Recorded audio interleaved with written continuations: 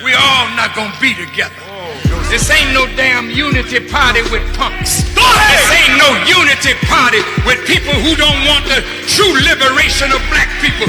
This ain't no unity party with betrayers and snitchers and hypocrites and weak-minded, weak-blooded, spineless black people. This ain't that kind of party. So you take your raggedy ass on home. But those who want liberation,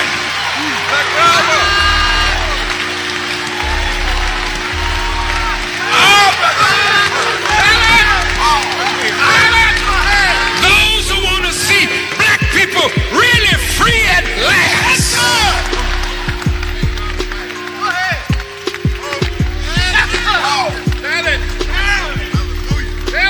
you walk away from these punctified Negroes unless you unite the like-minded of us, whether we are Christians or Muslims or nationalists or agnostics or socialists.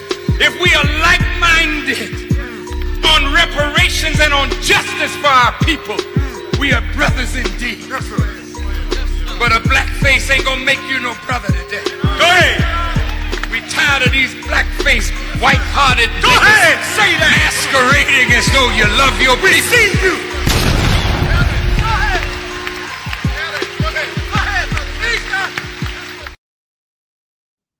What up, gang? You already know. FBA is standing on business. B1 to the fam, B1 to the day ones. Today, what we're going to do, I know it's been a minute. It's been a minute since I went live. I ain't even done it for the new year yet. So happy new year, by the way. And what we're going to get into today is going to be some necessary game that I have to drop, some necessary perspective that we have to put on the table and that we have to understand. Matter of fact, we should start out by giving ourselves a hand, saluting each other for the business we've been standing on because it has been crucial. But we are not done. There are a lot of different things that's going to be coming up in the next few years. I know that we was on that let the Democrats crash and burn, but please don't get it twisted as if it's sweet right now. I ain't going to get into the politics too deep. That ain't what this is about. We're going to get into the dangers of these Jay-Z accusations. You got to understand why this is dangerous for all of us. We have to understand that before we start jumping on bandwagons because of hate and jealousy. We're going to get into the tether crash outs. And a lot of it, like remember when the Drake, Kendrick, Lamar beef started? And I put a post on Facebook that low-key went viral. And I said, this is not about Kendrick and Drake. This is about the culture versus the industry.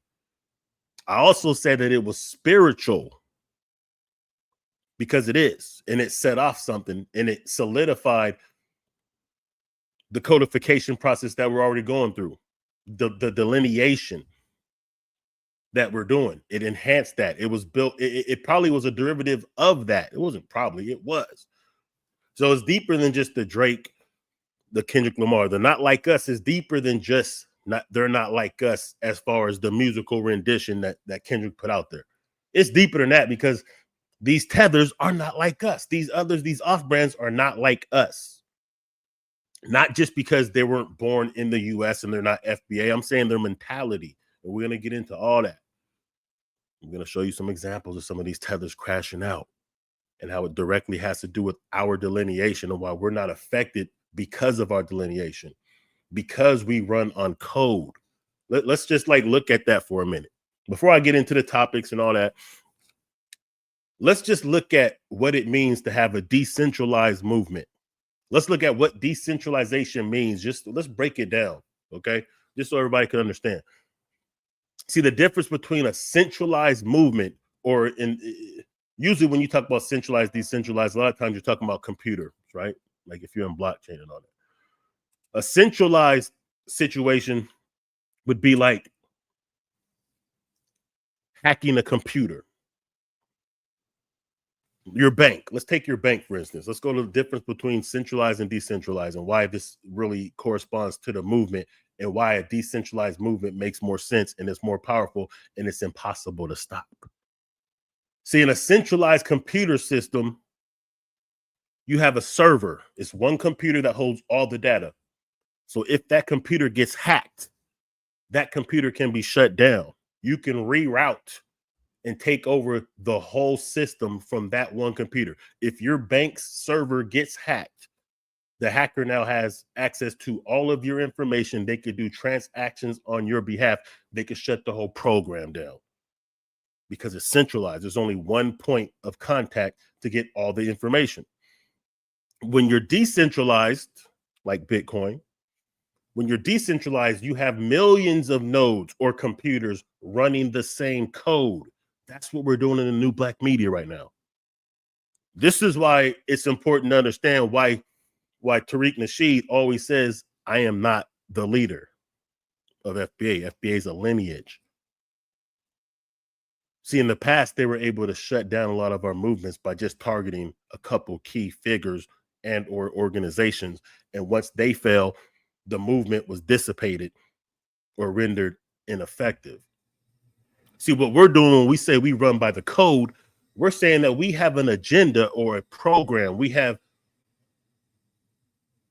an objective or objectives that we abide by without even have to spell out what the code is or what the objectives are. We know it's for things that are in our best interests: reparations, social justice, equity, not equality.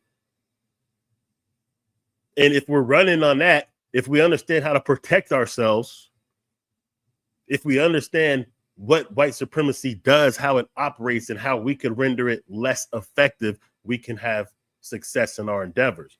See, in a decentralized system, you can't just take down one computer. There's not a server. Everyone's running the code. All the computers are running the same code. Think about that. So they can't just take one node or one computer or one organization or one person down. This is why Tariq Nasheed says, yo, I'm not the leader. Fuck Tariq Nasheed. I don't mean that like I don't like Tariq Nasheed. I'm saying like in the big scheme of things, fuck me. Fuck everybody. Fuck one individual. Because one individual could be compromised or neutralized in other ways, God forbid. But even if that happens, because we're decentralized, because we understand what the code is, because we're running the same program, they cannot shut down the movement. That's what makes it powerful. If somebody offers Jay Dizzle $1 billion to cross game and go against the grain, well, just know they are. Just know if I start, saying some silly shit that, I got a Billy. Just know that. But even if that happens, which it won't, it doesn't matter. Because taking me out the paint, no matter how influential I may be, won't stop the movement because the movement is decentralized. There's no one single point of authority. There's no one single server or game dropper. They can't just take one person out and the movement is over because it's decentralized. We're all running the code. All of us, from the smallest platforms to the largest, we're on the same code. We have the same agenda. This is what a lot of other groups do, by the way. This is why, like other groups don't have to be told this. We have been deprogrammed to the point where we have to keep pushing this issue. But they can't stop a movement if everybody is running the same code. They can only stop it if one person is in charge, if it's all coming from one centralized location. Speaking of code, let's get into this shit, man. Give a like and all that. Shout out to the day ones. I'm gonna try to check the comments and all that stuff in a minute. And if I have time, we can bring some people up to chop it up because we're gonna go kind of heavy today. We're gonna get deep. We're gonna scratch the surface of a lot of different things, and we're gonna dig in a little bit. So, Queen and Slim. Let's make an example of this. Listen, I'm late to the party. Yo. I just watched Queen and Slim like a week ago. First time I seen it. I think the movie's been out for a few years. But Queen and Slim is a dope ass movie, and it really goes into, like, it really highlights the importance of codification. So there's gonna be some spoiler alerts. If you ain't ever seen the movie, you should see it. It's pretty dope. But there was a lesson. There was a message in Queen and Slim. When you really look at it, there was a message in Queen and Slim. Check it out. So Queen and Slim was out on a date. I'm just going to narrate the movie real quick. I'm going to just do a quick, brief rehashing. So they went out on a date, right? And within that date, they got pulled over. Police was, a racist police who later come to find out has shot innocent black people in the past, starts pressing on Slim, who's the brother. Queen is the woman. And whoop-de-whoop-de-whoop, boom, boom, boom. Cop gets laid out, and they got to be out. They got to get further. They got to move around. Now, interesting enough, in this movie, both of them were low-key squares, but she was kind of more gangster than him. So at first, she was kind of leading it. She's the one that told him, hey, we got to get out of here. Fuck waiting for the cops. No, they're going to kill us. We got to go. And she was a lawyer, too, by the way. So it was a dope kind of story of a couple falling in love together, staying down 10 toes together. And as they were on the run for unaliving this police officer, everywhere they went, the black people were on code. They were on the news. They pulled up to a little bar outside of town at a little blues tavern where they were playing blues music, thinking that they could just slide in real quick, have a quick dance, and leave. Because remember, this was supposed to be a date. So they pull up into this little bar where they're playing the blues music, thinking like, ain't nobody will probably notice them. It's dark. It was kind of dark in there. They just, kind of low key. They didn't change their hair and all that shit. So they're thinking they're cool. The bartender noticed them. Everybody in the bar noticed them. They all knew who these people were. They knew that these two were on the run for unaliving a pig. Yet they were safe there. No one called the police on them. They protected them. They let them come in and slide and dip. Everybody was on code. Nobody was trying to snitch. None of that. They were all on code. They go to a little place to get their car fixed. Mechanic, brother, with his son. The brother didn't even agree with them. He said he didn't like what went down. He was low-key Uncle Ruckus, but not really, because he was still codified enough to where he didn't snitch. The son didn't snitch. The son was inspired by them.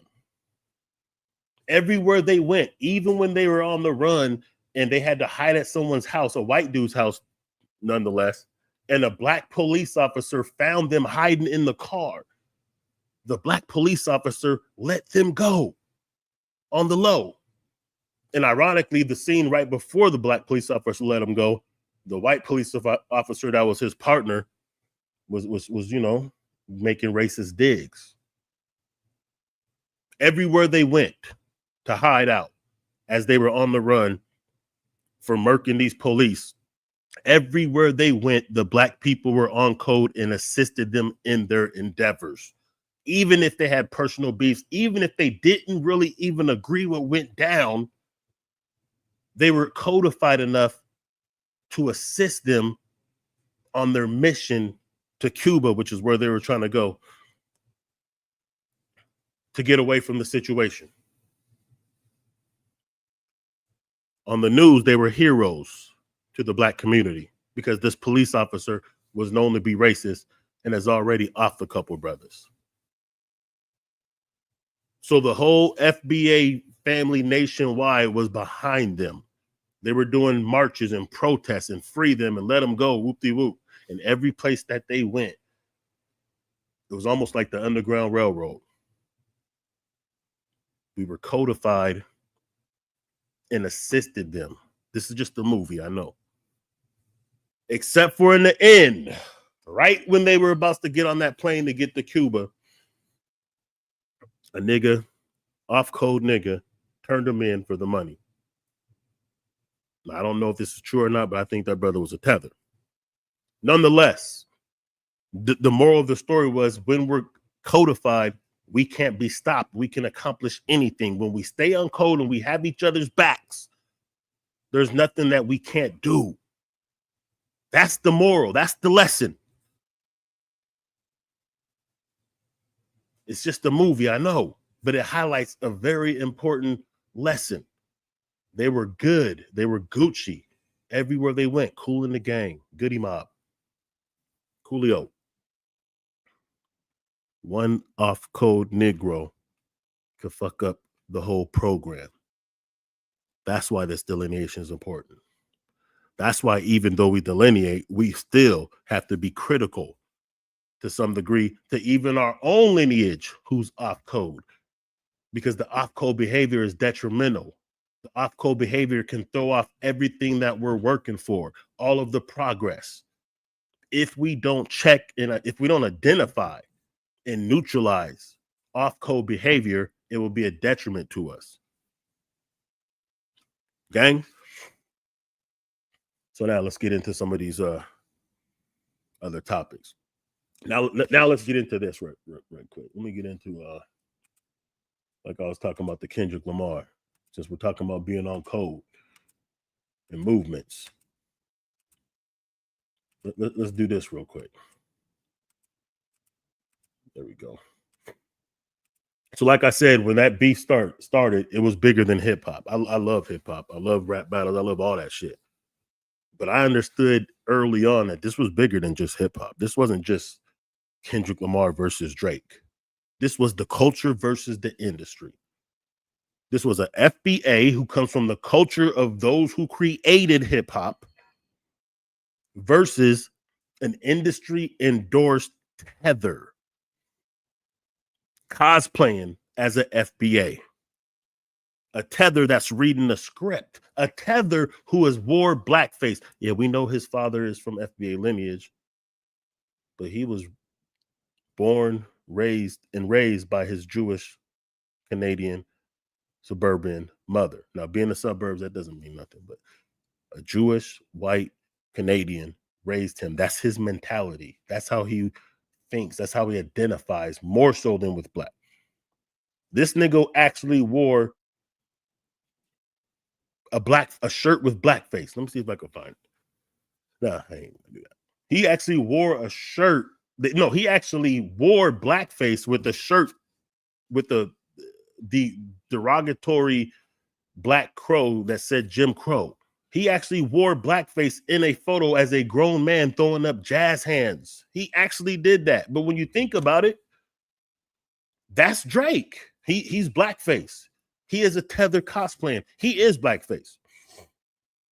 Because before he started rapping, he was saying how slang and urban culture and vernacular is ignorant.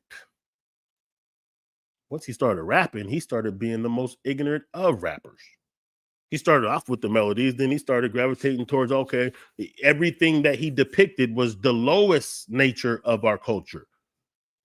To him, black didn't mean being intelligent, standing on business. It didn't mean speaking up for our people. It didn't mean rejecting or, revolting against white supremacy. It didn't mean rebellion to him. It meant you got to be a gangster. Sick of these niggas, mob ties. It meant you have to cosplay as those who are representing their communities that may not have been the best communities. So he didn't understand the nuance of not glorifying the lowest denominators, but highlighting and showing it or sharing your experience, because that's the environment you grew up in. He didn't grow up in those environments. So he blackfaced. The same way he took that picture in blackface is the same way he rapped. He didn't write his own raps. He read a script, but he only did things that highlighted the lowest of us. He didn't put no balance in it. He never spoke up. He never spoke up against white supremacy or injustice with the police or showed any compassion for anything that we were going through. Never. So when Kendrick Lamar and Drake had that beef, it was bigger than just a hip hop rap battle. It was spiritual. Because it was a sign that the culture is about to take over. The culture is going to win. The same way we are going to win. We are the culture. And we've been against an imperial system. The same way that the industry is set up in rap to exploit something they didn't create, nor do they understand, nor do they have any love for it. It's the same way we're standing on business against white supremacy. It's the same way we're demanding our respect. We're demanding what's ours. We're creating a situation where we are our own voices. We're neutralizing the Drakes in politics. We're neutralizing the Drakes in the media that misrepresent us, that don't have our best interests, that aren't even in our lineage. See, they had Drake running the game artificially insemination to create degradation. See, they put him in a position where he can run the rap game knowing he is not from the culture, knowing he's not from the lineage, knowing that he is not really hip hop. But they set up a situation where he's running the game. Same thing they do in politics. Same thing they do within the media. They set up people that represent us, that are their puppets, that they try to make that the standard of validation. And we're saying, nah. We're saying, nah, we're the culture. We can speak for ourselves. We can defeat this diabolical machine. Kendrick showed that's possible when he flawlessly murked the king tether of the hip hop industry, Drake. And that's a fate he wanted for a long time. So he made Not Like Us. And Not Like Us is bigger than him just saying, oh, okay, Drake and his crew, the OVO crew, is not like us, even though OVO crew is mostly tethers. But it's not just about the hip hop. Because we're saying the same thing. They're not like us. They look like us. They cosplay as us. They try to roll in the same social settings as us. They try to steal our swag, but they're not like us. They don't have morals. This is what Kendrick was saying on the song on the first, on the most basic level. They don't have morals. They don't care about the culture. They don't really have talent. They were put in place to mimic us. See, Drake wasn't a rapper. He wasn't a writer. He couldn't write. His biggest hits have already been exposed to not be written by him. He reads a script. He has a team of people telling him how to move. This is how he's been able to stay on the game. Plus, they helped him with the numbers and they made sure that they put him in everybody's face. And over time, you're conditioned into believing that he's supposed to be there, that he's actually talented. And he is talented, but like he didn't put in the work. It's not the same. He's not like us. He's not like Kendrick.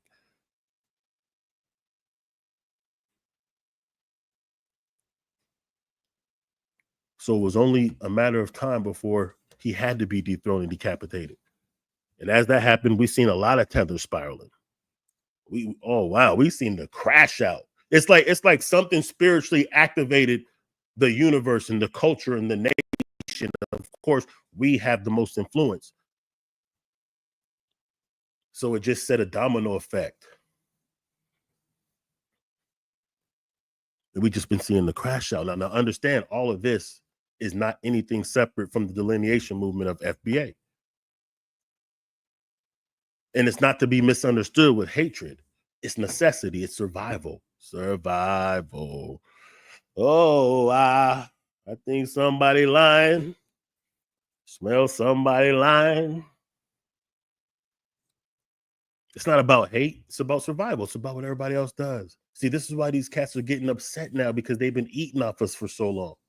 Now when we stand in our own business and we take what's ours, look how mad people got over Microphone Check, over us saying that we created hip hop. It was no 50-50, no Puerto Ricans, no Jamaicans, no Africans, no nobody. It was us. Every single element of hip hop is us. Every single form of music in this country is us. So we're saying that's our shit and we want it back. Now people who's been able to tether onto it and eat from it and not show the gratitude, not be grateful, now they're upset. It's not up to us to give a damn. See, we wouldn't have had to do all this if we really had alliances, if people was really trying to get up with us on some righteousness, if they were really peeping game and listening to what we were saying, we would have never had to do this delineation movement. If they was really on that Pan-Africanism that they preach, and I love the idea of Pan-Africanism, don't get it twisted.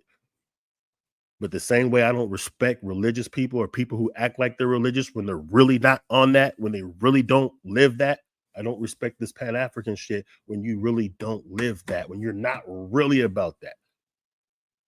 Because 100 years, it's 2025. Marcus Garvey was alive and well in 1925. That means Pan-Africanism has been an idea for over 100 years. And why hasn't it worked? Not because of us. We were the only ones trying to make it work. It didn't work because they didn't want to do it. The Jamaicans didn't want it. The Haitians didn't want it. Dominicans definitely didn't want it. Puerto Ricans didn't want it. Black Brazilians wasn't on it. West African, South Africa, none of them was on it, except for a small period of time in the 60s and 70s when they had to steal the sauce for their own movements. If everybody was on code, we would have been in a whole different situation. The delineation movement wouldn't have been so important. It wouldn't have been necessary. So let's look at some of these crash outs. Let's look at the domino effect of us standing on business, the message being reverberated and signal boosted, and then the crash out that happened. Let's go back and give some examples, man. I'm gonna try to run through this without too much. You know, there's a lot to go through. I don't want to drag this thing out. Let me see something though. But this is important to understand, man. It's important to get. First of all, let's do this. Let me show you that real quick. This is something interesting that I've seen. Richard Pryor is one of my favorite comedians all the time. I found this clip. Let me make sure I still got the sound is cool. Everything good. All right, check this out. Check it out. So this is listen, when you hear him talk, just understand what he's saying. This is how I feel these tethers should be. Because, and I'm not saying because Richard Pryor is not a tether, but I'm saying he's just being honest about his perception when he's seen the movement with his own eyes during that time in the 60s. He was honest enough to say this. So I give him respect for this. Sit there and take abuse and be spat upon, hit in the head with clubs, stone, ugly words thrown at you, and keep your dignity and remain nonviolent. I was one of those people who said that if anyone ever did that to me, I'd stab them in the eye. I'd hit them in the head with a brick. That's because I was frightened. No, we know the tellers ain't gonna do that part. All I'm saying is this: just understand what he's saying. He's saying, look, man, when I seen this movement, I was too afraid to get in this shit. I wasn't feeling it. I was terrified. That's basically what he said. When I seen these niggas that was standing on business, I knew I couldn't do that. It's basically what he's saying. I was too frightened to go down to Mississippi, Alabama, Georgia. I was too scared to sit in the church at night and plan meetings. I was too frightened to be a part of that. But if it wasn't for you people who were down there and did that, believe me, I know in my heart that I wouldn't be here today. Bam. There it is. So any of the immigrants, any of the tethers that's watching this, if you see this, if you wonder why we have smoke for y'all, it's because, like my homie says, y'all are what the homie say? He said y'all are the coast is clear ass niggas. Y'all are some of the coast is clear ass niggas. Y'all didn't come through when we was in slavery. Y'all didn't come through when we was going through Jim Crow, when we was fighting for our rights. Y'all didn't come through in the 60s when we was waging war against white supremacy. Y'all wasn't around. Y'all came after the smoke was cleared. After we had to fight, not just for you to be here, but we had to fight for the rights that made you comfortable coming here. And this is after we built the wealth that you're fleeing to in the first place. So it's disrespectful when you come here with that Myron Gaines energy. When you come here with that DJ Academics energy. When you come here with that Drake energy. When you come here with that Tether disrespectful vitriol for FBA lineage, ungrateful for the opportunities that we made for you because you can't do it in your own homeland. When you come here talking about we don't work hard enough, we're just all criminals, that we complain and beg and we should leave the white man alone and quit blaming it on racism and systematic white supremacy. When you come here with that attitude and that energy, it's very disrespectful. That's why we got smoke for y'all. Let's be real. If you would just sit your punk asses down and say, hey, I was frightened, we was frightened, we know that we wouldn't be here if it wasn't for y'all, then we could start, at least we could set it off with some respect, with a foundation of respect. Because we don't go to your homelands and do the kind of shit to y'all that y'all do to us. And we could do it way better, believe me. Believe me, if I wanted to move to Jamaica or Guyana or, say one of them Caribbean countries, Haiti or Nigeria or Ghana, if I wanted to move there, if I wanted to take all my crypto, if I want to just liquidate everything I own and go there, I could live like a king. I could live in your best neighborhoods, drive your best cars. I can get on Facebook. I could probably get on to, your local media and talk about how y'all shouldn't be complaining. Imagine if I went to South Africa, lived up in a rich neighborhood somewhere,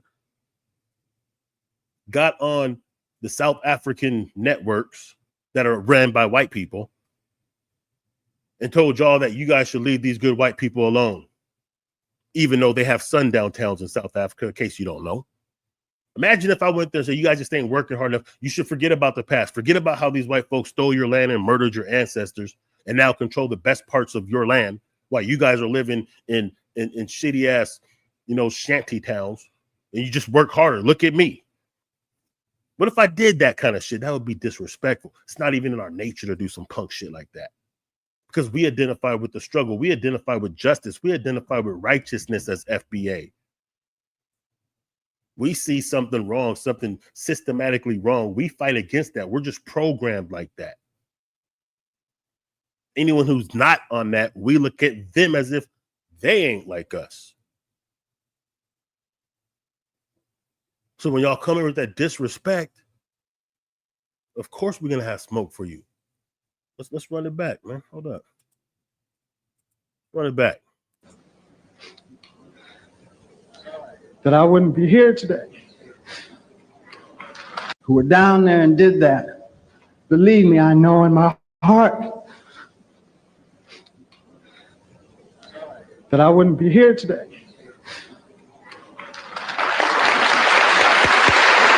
That's what y'all really should be on. Y'all really should be thanking us.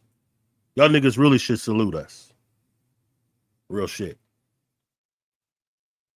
And this doesn't apply to all of my brothers and sisters that happen to come from the Caribbean or Africa or whatnot, South America. This goes to the ones that it applies to. Because we get too much of this.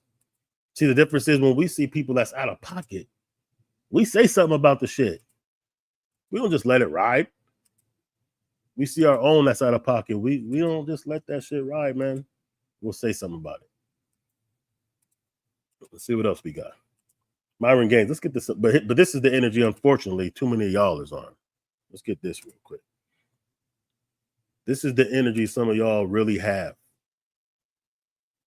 As sad as it is. This ain't me disrespecting. I'm just showing you a video of something that really happened. Without your hand, we are nothing. Without the white people, without the white men, there is no life. Africa, to be Africa, it must be. This is in South Africa. This is in the land of Zulus. Without your hand, we are nothing. Without the white people, without the white men, there is no life. Africa to be Africa, it must be Europe. Go see how South Africa looks like today. The white people built it, South Africa. Beautiful South Africa. Just because of... This is nasty work. This is diabolical right here. This nigga is thanking the white folks of South Africa for pillaging his homeland because he's saying they'd be nothing without them. And the problem with this is he doesn't know his own history. Problem is he doesn't have any self-worth. Problem is he accepted their narrative. See, this is why I get it. He maybe just don't know better. He's not educated, whatever it is, whatever. It's disgusting, but whatever. But this is unfortunately the mentality that a lot of these cats come through, and they don't understand the disconnect, like why we can't.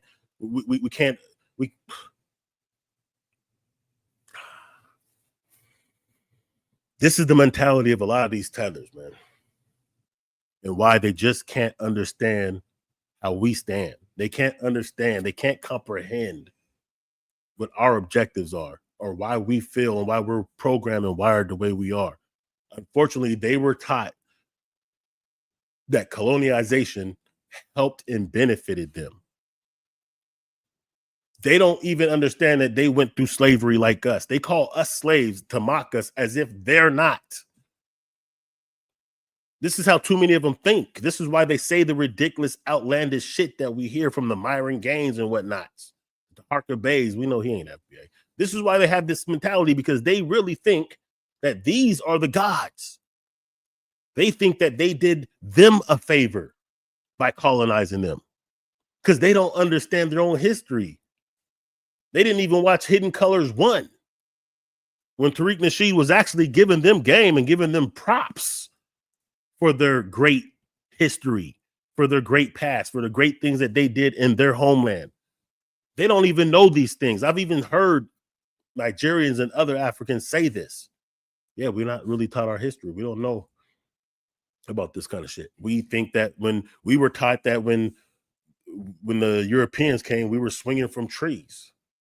They don't understand they had a more advanced society, but also because they crossed game by selling out their own into slavery, as they got rid of the best that they had, they made themselves more vulnerable.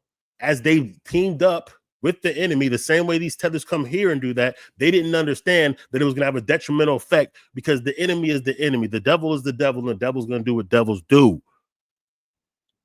And he crossed them when it came convenient. See, they don't understand that these white folks don't really have love for them. They don't have a long-term use for them. Right? This is why, let's get to this real quick. This is why shit like this happens. Now, I've showed a lot of different videos of Myron Gaines just getting clowned by these white folks. These same white folks that he capes for and tries to come against us for and with, they don't have no respect for him. They ain't got no love for him. He's a tool. What did Professor Black Truth say about white supremacy and tools? They always break their tools. Shut the fuck up, dude. Hey, you Like, fucking sand nigger. You sand nigger. Hey, let's I'm be in. guys. I am in Florida. I'm in Florida, and I will knock you out on camera. All right, we're not gonna. I'm not gonna have violence. This is a white supremacist dude threatening to beat up Myron Gaines, and notice he doesn't have that smoke like that. He's not down. He's not as hardcore with men as he is with these women. He doesn't. You know what I'm saying? And really, I wish I could have found the other part, because before that, the white dude was saying, "Hey, Myron, we appreciate the fact that basically you go on these racist rants against the blacks. We like that, but we want to take our country back. So are you going to go back home?" He's like, "Yo, thank you for crashing out on our behalf, but we still want you to go home. We don't want you here in America." Myron Gaines almost started crying. "What do you mean, man? What do you mean, Zaddy?" Yeah. You know why? Because as we always have tried to hip these cats, Don't think that you're about to get in with white supremacy and that they forget that you're us, or that you, excuse me, that they forget that you're black like us, not like us, but you're melanated. The problem that they have isn't because we're Americans, because we're FBA. That is a problem, but not as much as the fact that, listen, white supremacy was built on dominating all people of color. So to them, they understand the nuance, the difference between you and us, but they don't care. You guys think, oh, I'm African, man. I'm from Nigeria. We work hard. The white man appreciates how hard we work. They don't give a fuck. At the end of the day, they'll use you. They'll use you against us. They'll allow you to try to work against us, but at the end of the day, they don't give a fuck about you either. They're gonna break their tools every time. That's what y'all don't get. Some of y'all don't understand that. And now we're gonna see the acceleration of that. See, because they don't really have a need for you to crash out against us anymore. They don't. See, before it was like, okay, we're going to let Candace Owens say the shit that we don't want to say because we don't want to get canceled. We don't want to be labeled racist, blah, blah, blah. We're going to let Jesse Lee Peterson say this bullshit, and we're going to prop him up because, you know, we could use him against. Oh, we're going to let the Myron Gaines. See, there was a use for you for a particular amount of time, but now there's two major reasons why they don't need you like that. The main reason is because we have delineated to the point where you have no influence on us. And now they don't need you as a mouthpiece because now they're willing to just stand on the white supremacists that they are. They're willing to stand on it now. They'll say it themselves now. They have Twitter now. They can say whatever. They can get as reckless as they want. So they don't have a need to try to pit you against us. For one, they know that it's not going to work because we'll destroy you. Because we have delineated, we have controlled our own narrative now. We have established our own mechanism of media to get our message out to who we want to get it out to and to represent ourselves. And we neutralize tethers and coons. So you're no longer needed. And because now they're willing to stand on the white supremacist business that they adhere to, they don't need you. You're useless to them now. That's why they're willing to ship all y'all niggas back now. They don't need you. And now you can't, now you're in limbo. You can't come back to us. We ain't fucking with you. They ain't fucking with you. You can't do shit on your own. If you did, you would have done it in your homeland. But this is just what happens when you know what I'm saying? When you think that you can make allies with people who don't fuck with you. When you think that you can get kudos just for disrespecting us. I'm going to show you something else. And this is, let's go in on Myron a little bit more. What's going on this fugazi ass nigga right here, man? I never thought I'd be, agreeing with anything Andrew Schultz and his cronies say. But this is tether on tether violence right here. Even tethers understand how ridiculous these cats are. Check this out. Preferences, bro. Like, I want to know where I'm coming from. Yeah. I don't have a problem. Well, I'm not saying I don't have a problem with the joke, but I have empathy for trying to be funny, and then it comes out fucked up, and then everybody's on your neck. Exactly. That's something. Yes. Yeah. Al can speak to black shit a lot more. I can speak to, you're trying to be funny. It comes out fucked up. That's not what you meant. What I don't like, what I find corny as fuck, is my preference is not my women. Now, I thought it was I'm not dating my women, period, which is the corniest human being outside of a criminal to me, period. So what this dude is saying, he's talking to Fresh and Fit about how they continuously say that they will not date black women. He's saying that sounds corny because it does sound corny. And like anyone outside, anyone knows that's corny. White folks know that's corny. He's Indian. He knows it's corny. We know, everybody knows it's corny. It's a red flag. Look, I'm just gonna give you some honesty. I've smashed snow bunnies in the past. Yes, sir. Militant as I am, my dick didn't always discriminate. And I always found it interesting when a white girl who I was smashing would say she doesn't like white boys. I don't fuck her. When any white chick who ever said that, I knew she wasn't shit. I knew I couldn't trust her. not that I would trust her anyway, but you know what I'm saying? Like, I knew that was just weird. I didn't believe it. First of all, I was like, that don't even sound right. How would you? And I'd even question them on. I press them on it. Like, why would you say you won't date your own race? That's just crazy to me, because now I know that this is just a fetish. This is a superficial type of fetish situation, because that just sounds crazy. To purposely exclude, like, even when I smashed white chicks, it wasn't that I liked white chicks. It was just like whatever. It was there. It was easy. Bam. So he's basically saying, yo, it's crazy that y'all are sitting here saying that you don't fuck with black women exclusively. You won't fuck with black women. This is an outsider. This is someone who's not African, not FBA. Someone who's Asian from the outside looking at this like that's crazy. It's just, those are your roots. Those women are reflected in your roots. So if you're saying, hey, I don't generally date them, but I have more space for it, even though I still think it's a little corny between. That's just my thing. Like Akash is the extreme. Like Akash only dates brown. Oh, okay. Akash has been with one girl in his life who's his wife. That's my wife. That's an so Indian this woman. is like loyal through and through. Okay. And I understand it's not as important for y'all, but as an Indian, there's not a lot of us who are famous. So whether you like it or not, people are looking at you as a role model. You guys have established yourselves as role models, from simps to pimps, which is another motto I find kind of corny, but I looked into what you guys are about. And a lot of the he's shitting on these cats. You notice how these cats just continuously. These cats are just continuously getting shit on.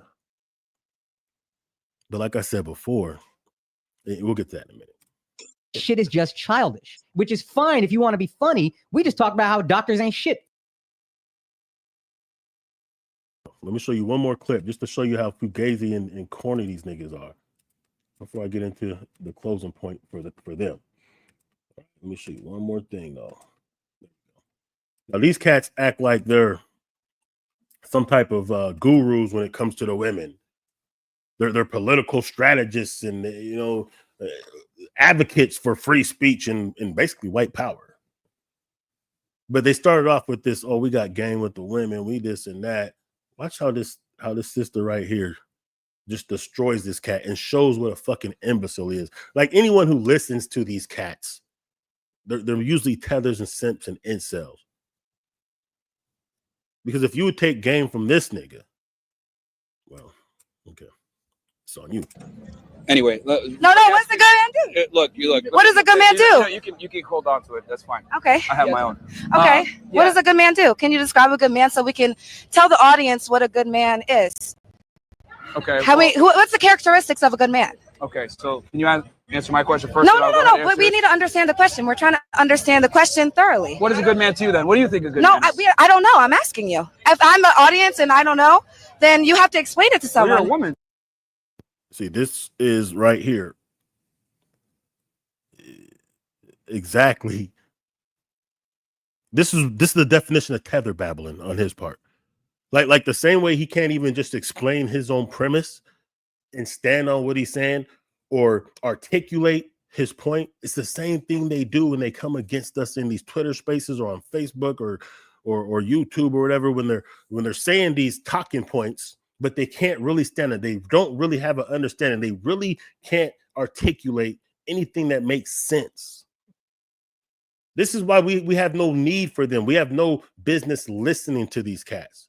This is why they're ineffective, and this is why the delineation process in logical new black media representation is destroying these cats and making them crash out, because they really don't have any points. They have bad faith arguments and talking points that they regurgitate that they don't. That's not their own thoughts. So you should. How will we know what a good man is? Oh, you don't know what a good. He can't even articulate what a good man is. He's out there because this is what these incels do. They really have a hatred for women. I've noticed this. These incel tethers, they have a hatred for women. They're low-key zesty, as we already know about this cat. But they can't even stand on what he's saying. She's like, yo, let's set it off. Since you said most women don't deserve a good man, well, what is a good man? Now, let's see what his answer is. That's subjective, right? So what is a good man? No, I would say it's pretty objective. There's certain duties that you need to have in place. What do you need to do? You need to have certain, obviously you need to have certain. So which duties? You tell me. You're the woman. No, I'm saying. Now he needs her This is a man saying that he needs her to tell him what a good man is, even though his premise was that most women don't deserve a good man. Do you see how diabolically asinine that this is?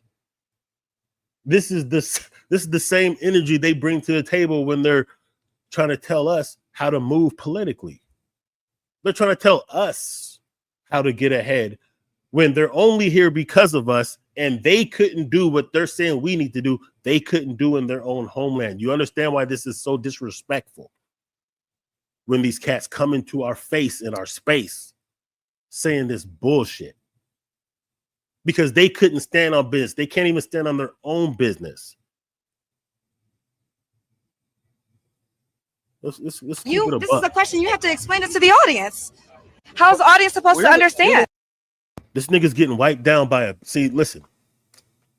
There's another thing about these cowardly tethers. Usually they could be, you know what I'm saying, they're rambunctious. They got all the smoke for women. They don't have that same smoke for niggas because they know better. But in this case, he's being sunned by a female. When they came here and right. said, but you said change my mind, and you said come change my mind. You said come change my mind. You said come change my mind, so I'm trying to change your mind. Can you explain this to everyone? What is a good man? If you can give the characteristics of a good man, then we can, carry on with the debate. There is no debate because you're just coming in just like trying to impose your will, which is very interesting. How are we enforcing it? But we're trying to understand. This is why Tariq Nasheed said he needs a bag to run it back. See, after Tariq Nasheed sunned him in his whole little posse of punks, posse of tethers and white supremacists, when Tariq Nasheed just went in there, cut their head off and just dipped, and they wanted to double back, and he's like, I need a bag. This is why he said he needs a bag. Because he knows that it's nonsensical to hold discussion and give this dude any, you know what I'm saying? It doesn't make sense because this is him. He can't see, he's used to being able to run the show and run over these women that he brings on. He brings these OnlyFans women. He purposely selects sex worker type women who don't really have a lot of intellect. Not that they're stupid, but you know what I'm saying? They really don't understand politics or some deeper conversations. That they're just not on that. And then he runs through them verbally, cuts up the video to make it seem like he's just killing them. And then he makes himself the big bad man who just, could put these women in their place. But he doesn't really make any sense. His points are really, he don't have a point. He can't really stand on this shit. He can't really articulate and go back and forth and have a debate with a logical, intellectual person. Yeah, when it comes to these little bimbos, oh man, he's the man. But when it comes to an articulate, smart, logical black woman or man, he's food. The statement. So what is a good man? What about this? You tell me what a good woman is. No, we're asking what a good man is. And this is what they do though, right?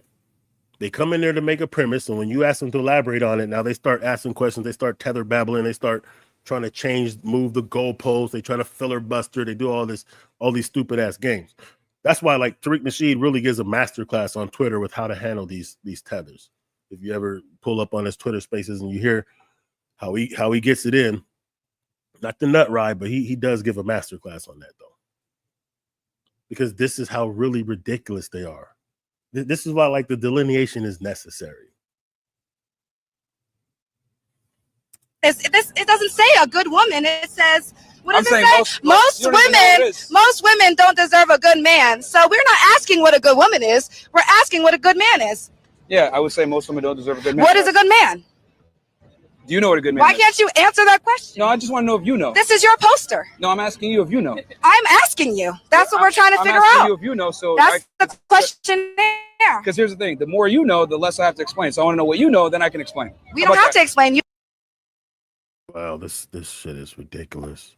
Look, I just the reason I wanted to show y'all this is because anytime you see this cat talking, just know he's not worthy. Yeah, clown him, sure. But he's not worthy. He's not even an obstacle anymore at this point for us. As we've been delineating and getting on code, cats like this are they're nothing compared to us. They're Drake to Kendrick Lamar.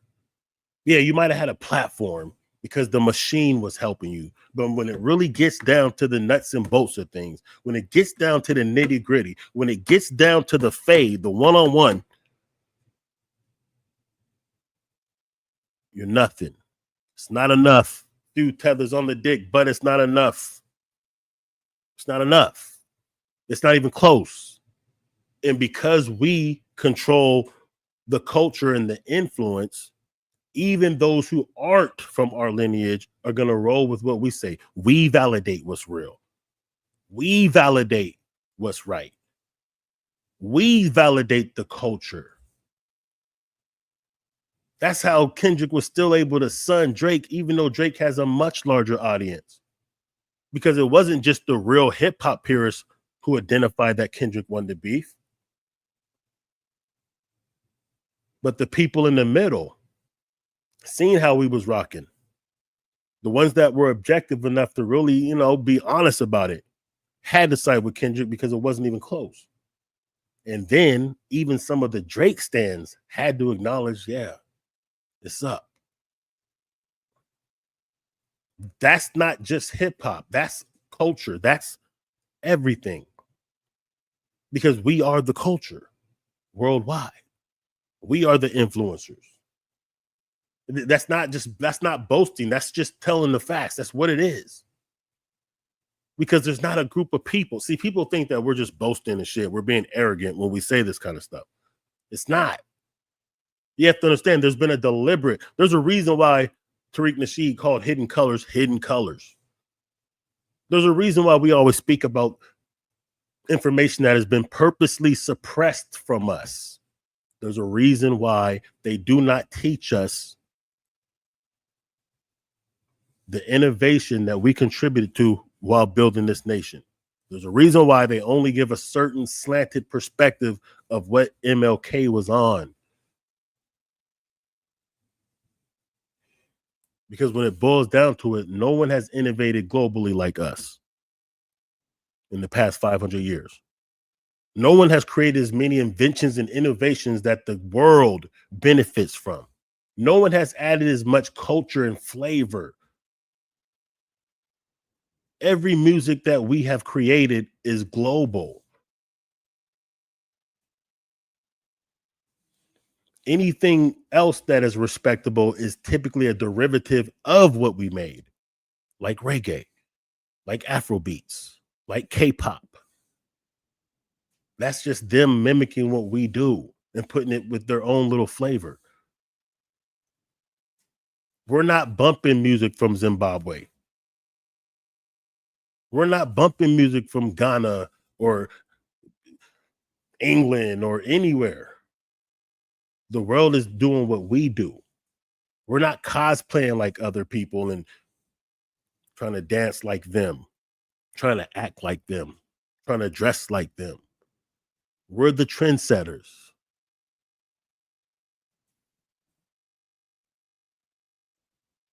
That's the power of the new black media. That's the power of FBA in the majority spirit. That's why us standing on business is causing problems for other people, because now as we claim what's ours, they can't tether off it. Now we control the narrative. So they think that we're boasting when we say certain things. No, we're just demanding our respect and what's ours now.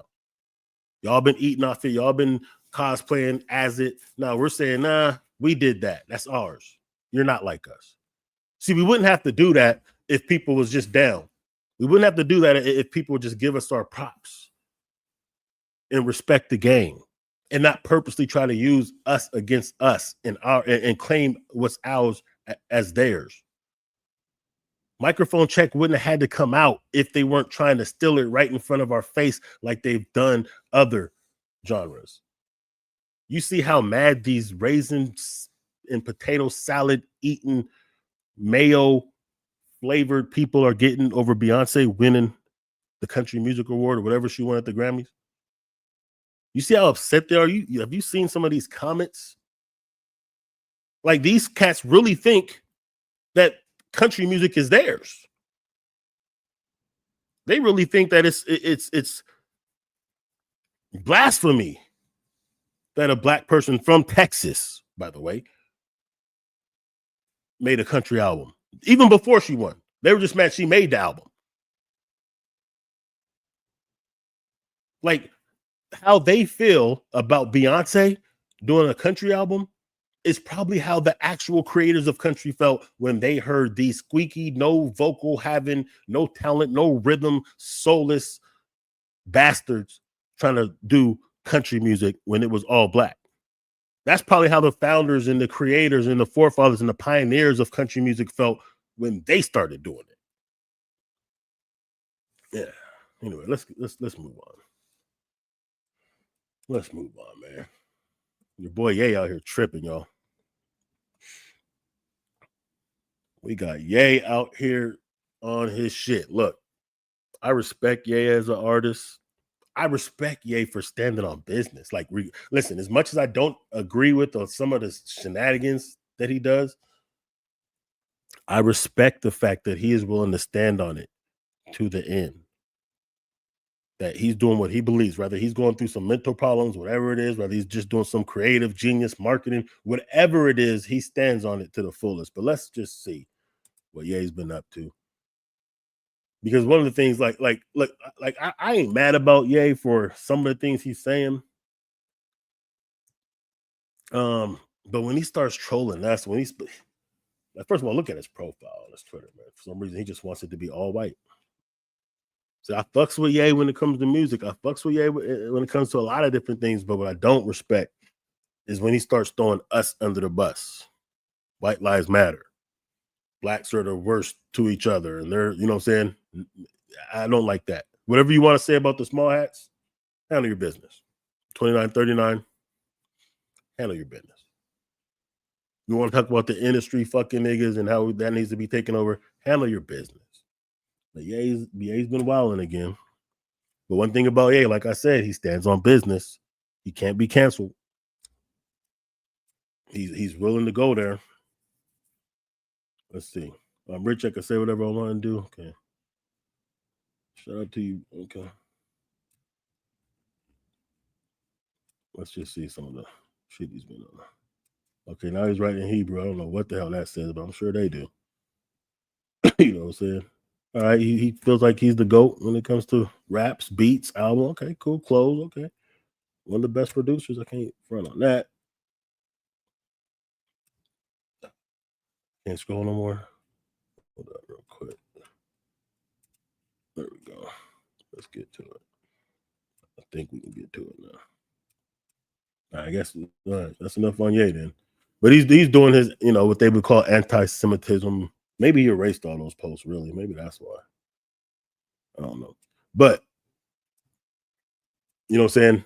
This is why you've heard it said that when it comes to these celebrities, these Snoop Dogs, for instance, these Kanye's, for instance, any of these celebrities, Dave Chappelle, even, as much as I fuck with Dave Chappelle, we can't allow them to control the movement. We can't allow them to be the face of the movement. We can't take cues from them on how we operate politically or with our nationalistic endeavors.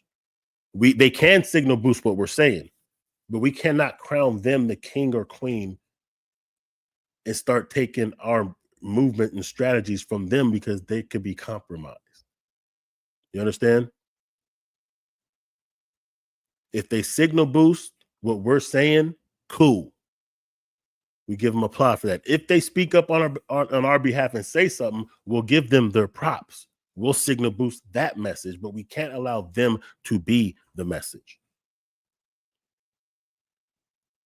They can't be seen as the leadership or the thought leaders in this.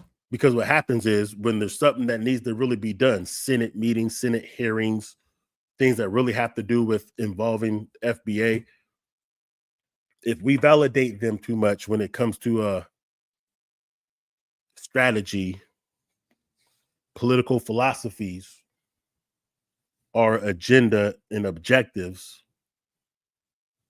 then they'll put one of these goofy ass niggas up in front of powerful people or on the TV and make them seem and validate their message, but they'll undercut us and undermine us in most cases.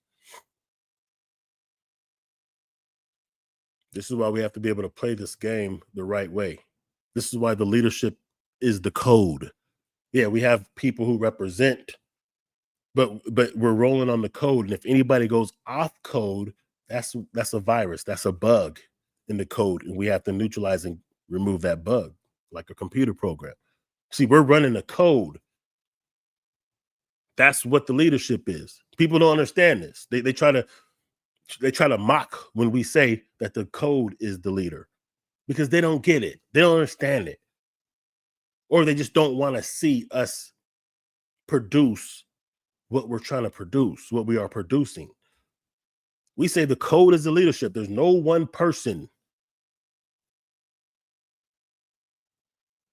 that can be a detriment or bring down the movement. There's no two people. It's all of us. This is why as this message grows, it gets stronger and it becomes less and less likely that it could be neutralized. Like I said, blockchain consists of thousands or millions of computers or nodes running the same program. That's what we're doing. That's what New Black Media is. That's what FBA is. We're running the same program, all of us, for the same output, the input, the output. We're running the same code. Not that we don't have different ways of thinking, not that we don't have different opinions, not that we agree on everything, but there's a code that we're running that we don't stray from. And if we're all running on that code and we're all being codified for the same objectives, then they can't just knock off one of us. They can't hack us like a server on a computer and take the whole program over, because we're not centralized, we're decentralized. There's not just one point of reference for this. We're all running the code. Now let's get to this real quick. Hold on, let me kill some of these. What else I want to get to, man? I want to get to the Jay-Z. Why this Jay-Z situation is must be understood. Hold on, let me kill some of these tabs. Now, hold up. First, before we do that, let's get on another crashing out tether. Let's get on another tether who really has been disrespectful to the culture, if you understand how he even got big in the first place, by exploiting what was going on in Chicago with the Chirac series. Big time Drake Glazer, Tether, academics.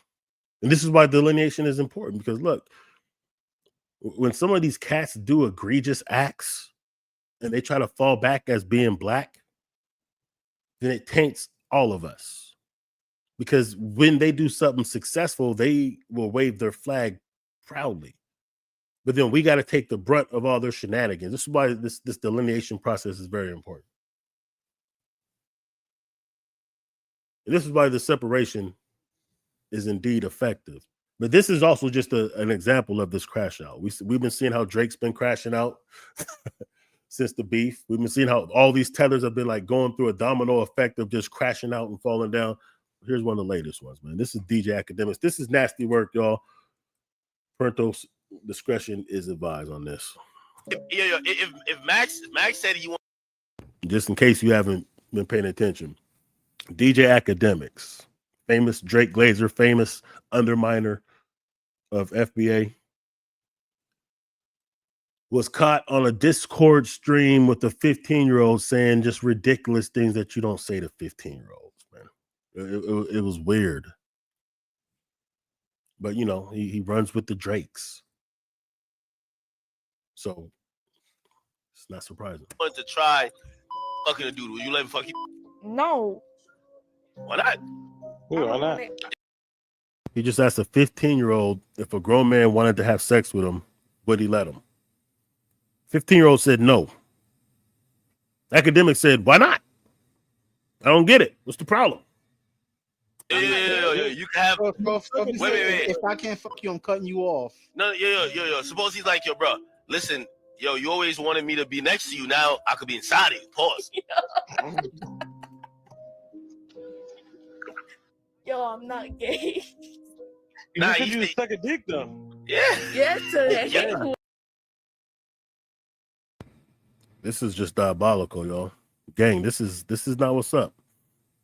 I'm sorry that I even gotta introduce you to this if you're not already hip, but this is just to let you understand why it's important for us to control our narrative, to delineate, to call out shit like this, and why we gotta separate the tethers from the good brothers and sisters from the Caribbean and diaspora and from FBA. Because this is the weird shit that they be on sometimes. As they come here telling us, putting their fingers, telling us about moralities. Because it's cats like this that does that. It was this cat who was profiting off of the war that was going on in Chirac, in Chicago, with his War on Chirac documentary or whatever you want to call it. And so it's just interesting that these same ones that have these disturbed points of view and moral character, flawed moral character, come here and point the finger at us. Wait, hold on. So you tell me that there's not another 15-year-old that you could bust down? Yo, bro. Yo, like, I'm serious. So there's not another 15-year-old you could bust down. You go to school? Yo, if Max got a sister and she threw you the box, would you smash her? He already has a sister. All right, if she threw you the box, would you smash her? No, because I'm 15. What I mean? What I mean? No, I'm only 15. I don't be getting into all that sexual shit. What does that mean? You're only 15. Why is that an issue? 15. So what? See, this is why we got to crash and burn on these cats. This is why we got to black out on these cats. We got to separate from these cats. We got to expose these cats. We got to let it be. You know what I'm saying? We can't let these cats wag their fingers at us. But now let's get to the Jay-Z shit. I'm sorry I even did that. I was gonna get to the whole deportation thing, which is important. It's good to see that, you know, we are. I mean, like, look, some of the things that Trump does is going to be beneficial, but don't make any mistakes to think that he is doing it to benefit us. Don't get caught up in this. Now we're Republicans. Now we're Trump stands and all that bullshit. So I wasn't going to get into deportation. I'm not. We're going to go ahead and end it with this. We're going to get to Jay-Z. We're going to get to Jay-Z and why I think is very dangerous and the implications of them accusing him of what they're accusing him of. See, every time we get too big, every time we get very successful, they try to diminish our great ones because that's an attack on all of us. I remember when the Jay-Z, when they first started trying to shit on Jay-Z's name. I remember it because I remember they used to say he's a devil worshiper. And this is what they say. Anytime we make it, it had to be the devil. It's because they're gay. They sacrifice little children. They're drinking baby blood. Excuse me. All this wild shit. And then we jump on it. It's dangerous. The idea. And listen, I know that some of these, just because they're celebrities, just because they're rich and wealthy, doesn't mean that they're morally better. Doesn't mean that they're better, they have better character. I understand that to the fullest. Here's what I'm saying, though. If they can convince you, or you can convince yourself, that Jay-Z raped a 13-year-old autistic white chick, if they can convince you that her story even has merit, and that out of all the people he had access to, he forcefully took a 13-year-old I'm assuming, I don't know, but I'm assuming a 13-year-old white girl is not developed. I'm assuming she's flat-chested. It's no disrespect. I'm just saying it's a child. I'm assuming she probably still going through acne. Teeth may still be just coming in. I'm assuming she doesn't have booty. I'm assuming she's not attractive. She's autistic. No disrespect, but that means she's socially awkward. And if they can convince you that Jay-Z, with the access of women he has in the peak of his career, would be attracted to and assault a 13-year-old, then they can convince the world that you would do that. Just understand on a macro level what they're implying here. If they're implying our greatest at their peak would grape a 13-year-old autistic white girl, why the hell wouldn't you? Who are you to not be someone who would do the same thing? You don't have access to the women Jay-Z has access to. You don't have the wealth that he has. So if he would do that, why wouldn't you? This is why codification is important. Because when we jump on the bandwagon of throwing our people under the bus, and one more thing, one more caveat to this, because I'm not just saying like, oh, he would never do that. What I'm saying is there's no evidence that would support this. It'd be different if you had evidence that would support that.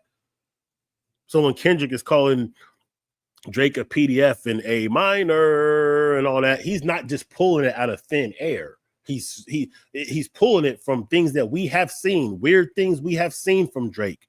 We have seen Drake fondling A minor at a concert with people there, with hundreds of thousands of people watching, or tens of thousands, recording it. So now it's out.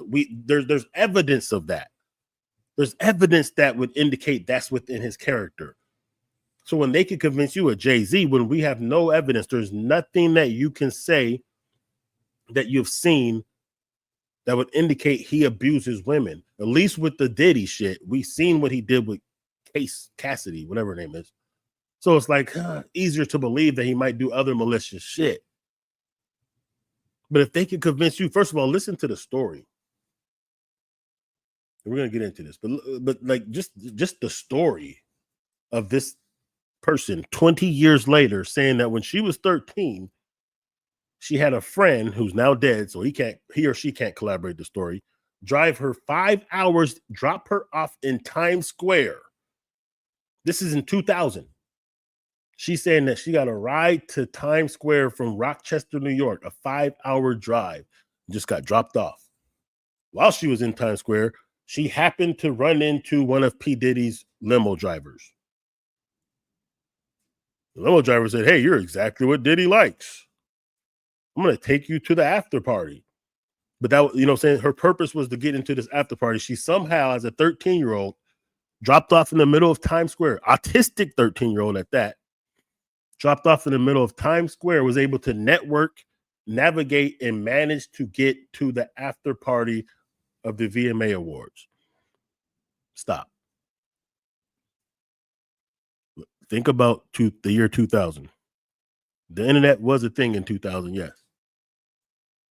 But there wasn't the apps, there wasn't the information, the knowledge about private after party locations. There's no way a 13-year-old would have had any idea where this after party to the VMAs would be at, and the audacity to think that she would be able to get into it.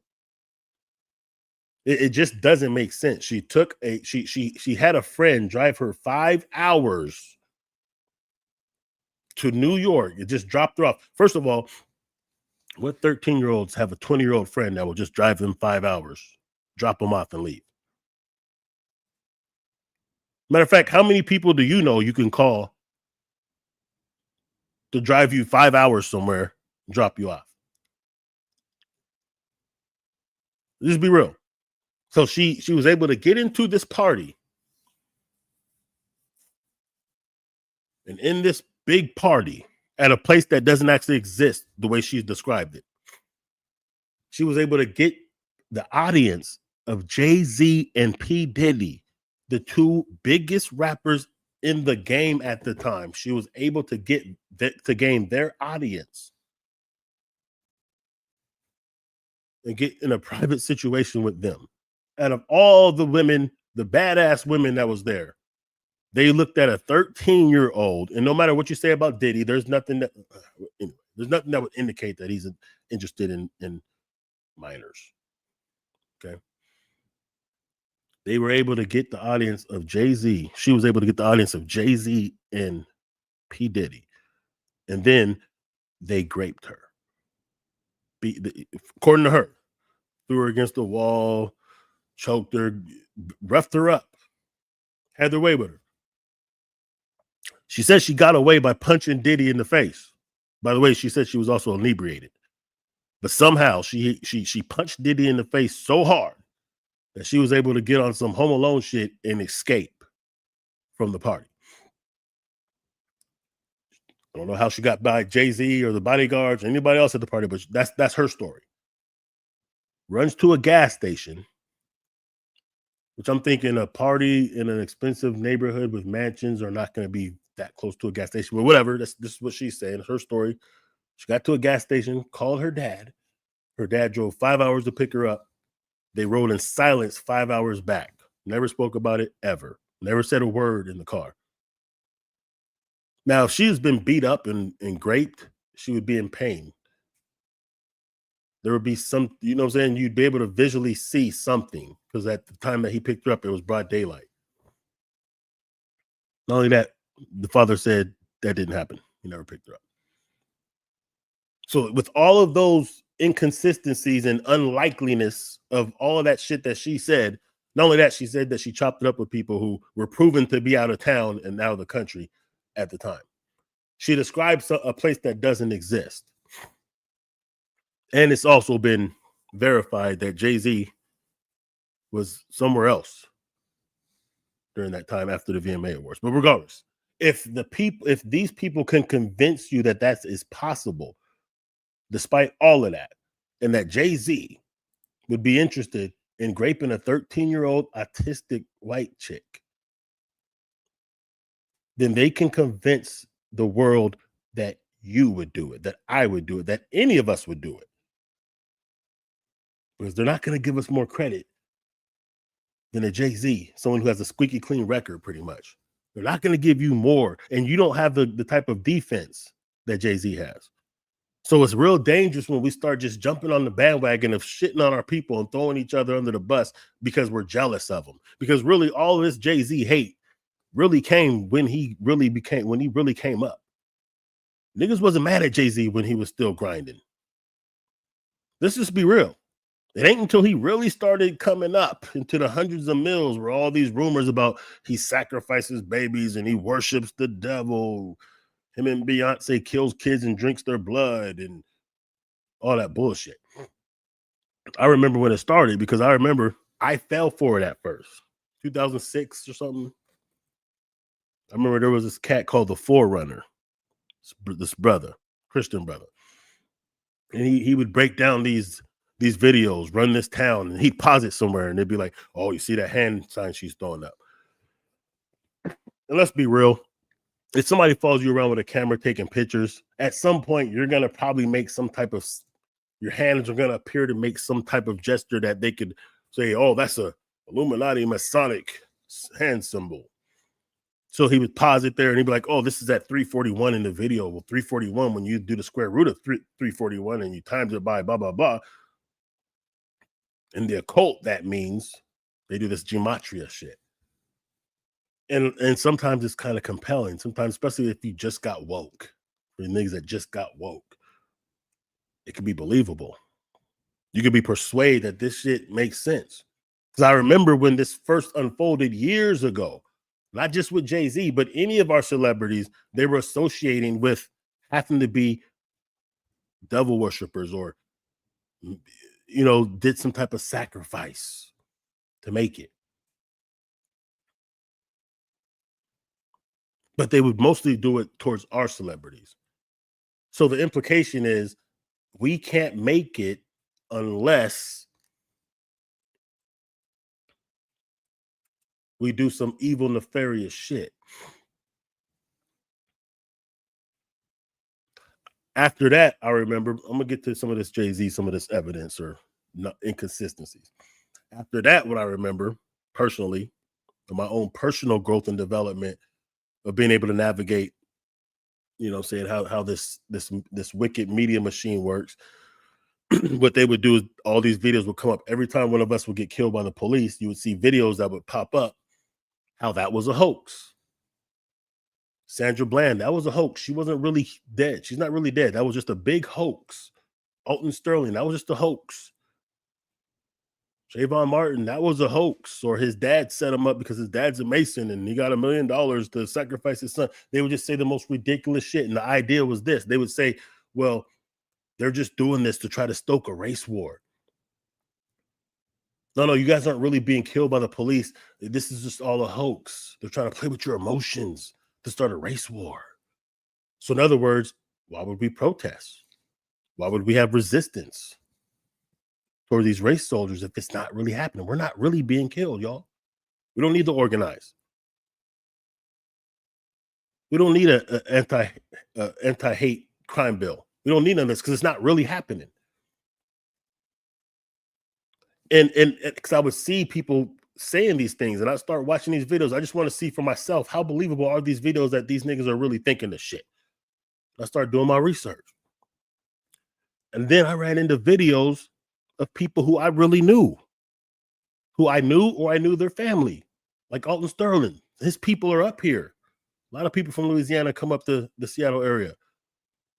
I was at a vigil for him that his family threw in Tacoma. And I'm watching this video saying that he wasn't really killed. It was just a big hoax. And I've seen other videos of people I'm not even going to mention where they were saying it was hoax. It didn't really happen. They're not really dead. And then what I noticed is, even though it was a lot of us that was carrying the message, if you really do the research, it really came from white supremacists who were making these videos, running propaganda, COINTEL type of shit.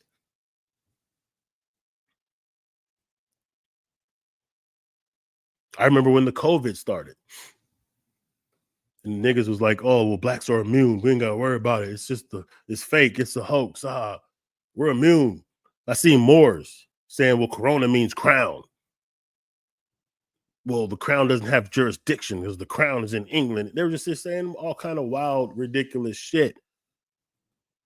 I did some research, investigating, looked into it. And I noticed that a lot of white supremacists were botting their way into black Facebook groups and other, social media accounts to where they were spreading this shit. And I showed this on Facebook. Like, there's white boys, white supremacists who would put out blacks are immune, Afro-Americans. They say it in a way that you'd have to know that that's not a black person, even though he's in blackface on his profile pic. Then I went to the profile and he was saying all kind of reckless shit against us when he wasn't in that group. So I'm just saying, like, there's a real effort. This is why New Black Media is important, because there are real people out there that cosplay as us and they try to flip narratives. They try to control different narratives. They try to dissipate the movement. They try to dissipate the resistance by making us feel like everything is just a hoax. No, we're not really being killed. The same people who enslaved us for 250 years and Jim Crowed us and all that shit. No, the police wouldn't kill us. It's just a hoax. They're faking it. They're setting all this up. So if you believe shit like that, you dissipate the movement. If you believe anytime they throw one of ours under the bus and you jump on the bandwagon, it makes it easier to neutralize all of us. So if you can believe, with all the inconsistencies of this Jay-Z accusation, that he would grape a 13-year-old autistic white chick at the peak and prime of his career, then you could believe that about any of us. And if the broader society could believe that, they could believe it about any of us. So any of us are vulnerable to any false accusations. Let's go.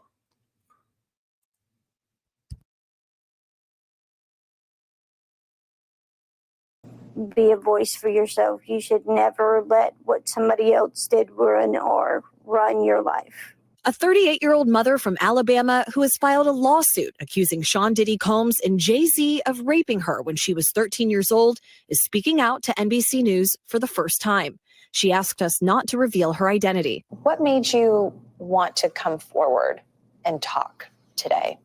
Because I think that I've been quiet long enough about what I've been through, and it's been hard enough to be quiet. But it's a chapter of my life that I'd like to close. An NBC News review of her account found inconsistencies with her allegations. She says that she went to the MTV Video Music Awards in 2000 to catch a glimpse of her favorite celebrities. You weren't scared to be all alone? No, with having autism is like feeling like you live your life in a All right, this bitch is retarded.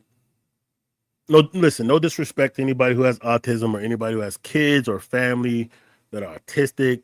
One of my homies has an autistic kid. And I'm not trying to I'm just saying, like, fuck out of here. This fucking slow ass bitch. Like, if they could convince you 20 years later, 25 years later, with some white chick who won't even show her face, slow as fuck, slow as the day is long, that she was able to infiltrate into a VMA award show or after party, get the company of the biggest rapper maybe in history in his peak, they can convince you that they can convince the world that you would do the same thing. If throughout all the consistencies, see, when they went against Bill Cosby 40 years later and ran that shenanigans, how are they able to even do that? Because Hannibal Buress set it off and they used him as the catalyst. No evidence, convicted him and sent him to prison to where they thought he would die, but he ended up being able to beat the case. This is a dangerous precedent. Listen, there's plenty of guilty ass niggas who ain't worthy of our support, and we don't got to support them. We don't. But we should never be quick to jumping on and throwing under the bus, especially when there's no evidence. Because once they could get away with that and they can normalize that, we're all vulnerable to this shit. Especially when it's ridiculous claims that are inconsistent.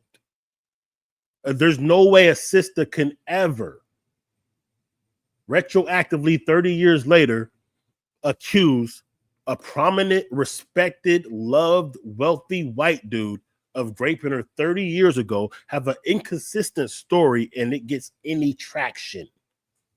They will never allow that. Let's just think about that. Shatterproof Jobberl ball. The world's on fire. The fire is inside the ball with you, but there's no way for you to get out. In addition to having autism, the woman says she suffered a head injury. The night of the 2000s VMAs, she says a friend drove her from. So she suffered a head injury unrelated to this incident that she claims happened, and she's autistic. I'm just saying, like in layman's terms, we would just say the bitch is retarded. We would. Let's just be real. We would. So let's boil it down. Make it simple and basic as possible. A retarded bitch is blaming Jay-Z, accusing Jay-Z of raping her. A retarded bitch who was 13 at the time she says this happened, who has a head injury and is autistic. I'm just saying she's not working with it all. I'm not saying that autistic people, there's something innately wrong with them per se, or that they're retarded just because. I'm just saying the bitch suffered a head injury and she's autistic. And she's getting any kind of credibility for claims that she says happened 25 years ago that can't be collaborated, that her own father said, nah, I never picked her up from no damn gas station in New York City. That's crazy. She's saying in the year 2000, somehow she had access to knowing where these parties were held. parties that other celebrities couldn't get to. She was able to get to. She got a ride 5 hours away from Rochester to New York City. A 13-year-old. Have you ever been to New York City? Have any of y'all ever been to New York City? I've been to New York. New York is huge. Every borough. New York is never dead. You never go somewhere where it's just not popping. In Times Square, where she said she was dropped off. You ever been to Times Square? I don't care what time you go. Times Square is popping. There's way too much going on. A 13-year-old with autism and a brain injury was just Gucci downtown New York at Times Square and was able to get into the or was able to navigate and somehow miraculously in a city of 21 million people just happened to come up on the driver of P. Diddy who gave her a ride to this party? Really? And then at this party that she somehow got access to, she was able to get the company of the two biggest rappers at the time. Remember, this is after Pop. So these were the two biggest rappers at the time. Really? Then they beat you up, thrashed you, raped you, but your dad didn't see any signs of this when he picked you up on a 5-hour drive? You weren't sitting uncomfortably because you were just violated and you were only 13. These are grown-ass men. They're throwing you against the wall, choking you, slapping you, whatever doing that you claimed. No bruises, no marks. They ripped your clothes off, as she said. I'm just saying, like, fuck out of here. Like, if they can get people to believe this, do you understand how dangerous this is for all of us? Because why wouldn't you do that if Jay-Z would? Any nigga would at that point. That's the macro indoctrination. Implication when they put these type of cases publicly, when they pursue these type of things. And then the lawyer said, I didn't really even vet her that much. Really, I didn't vet her. So just any raggedy, retarded white bitch can just pull up something, say that happened to him 25 years ago, and it has enough traction where NBC is covering it, and there's an actual lawsuit right now. Black women, try that shit. Try it. Say Brad Pitt 25 years ago raped you when you was 13. See how much traction that gets. None. That's why it's dangerous. That's why we can't just be co-signing this shit and jumping on the bandwagon of throwing our people under the bus. When there's wow. Rochester, New York to Manhattan, a more than 5-hour drive. Her attorney provided NBC News with the name of the friend who has since died. The woman says she spoke to Combs's limo driver who offered her a ride to an after party. I stumbled upon Diddy's driver who told me that I was exactly what Diddy was looking for. That right there, you have to know is cap. He said I was exactly what Diddy was looking for. What?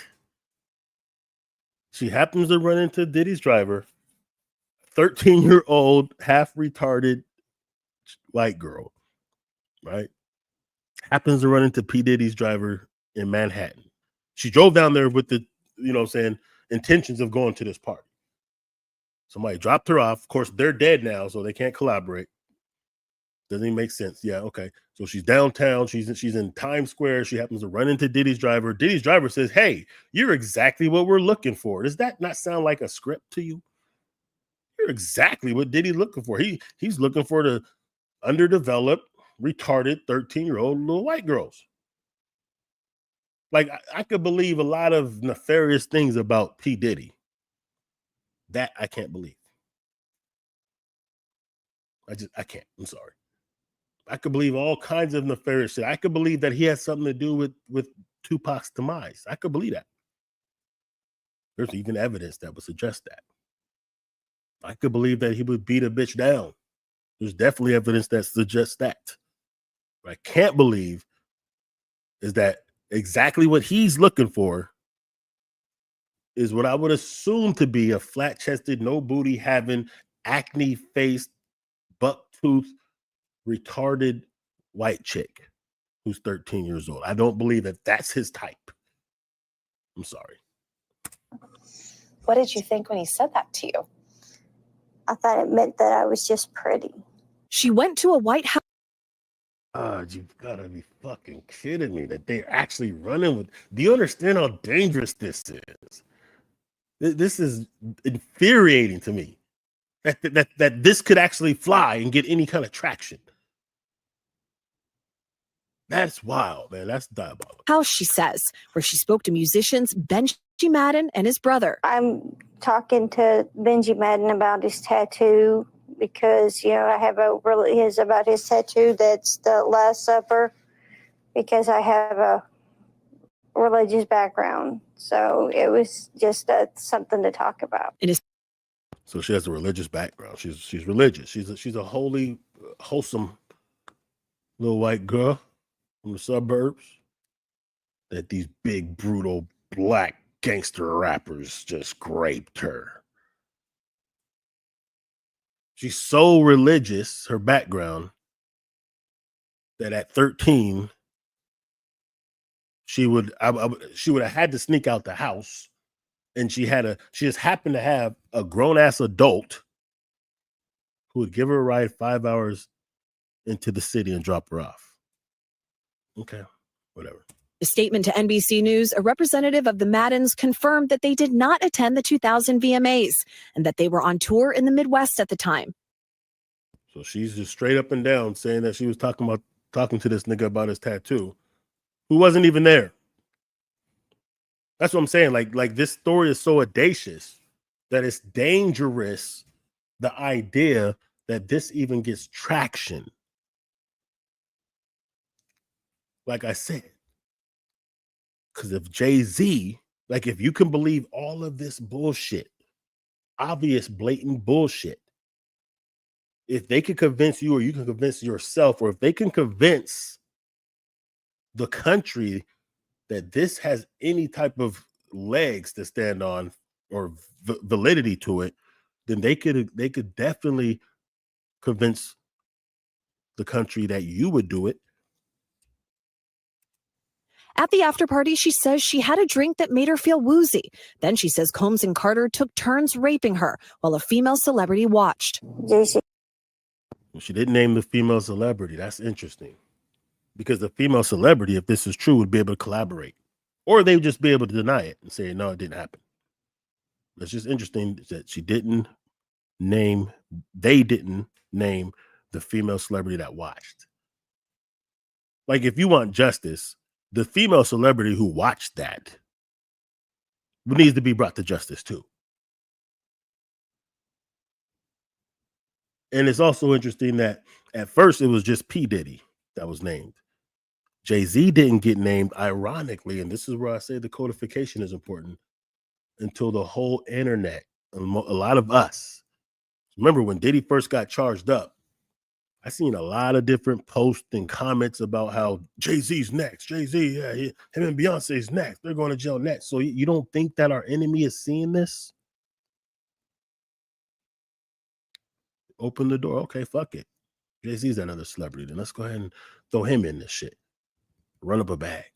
They watch what we're doing. That's why we have to be careful with how we conduct ourselves online.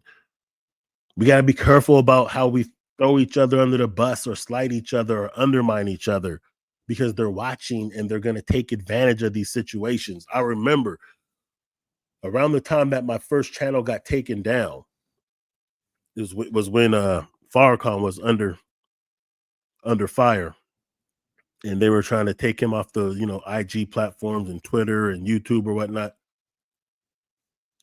And at the same time, there was a hate campaign that niggas was having against Farrakhan. He killed Malcolm X. He ain't shit. Oh, he's a Masonic, whoop-de-whoop, blah-zee-blah.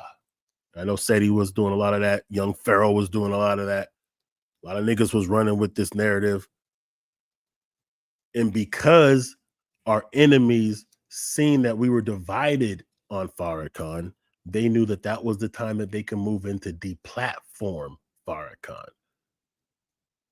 I remember when this was, because I actually met RZA Islam around that time, and the video is actually on the playlist. If you go to the playlist, Conversation with the Streets, you can see me and RZA chopping it up a little bit, and then he does his thing when he came out here to Seattle. And that's one of the things that I said to RZA. I said, look, I understand that when they attacked Farrakhan, they're really attacking all of us. And then he started building on that.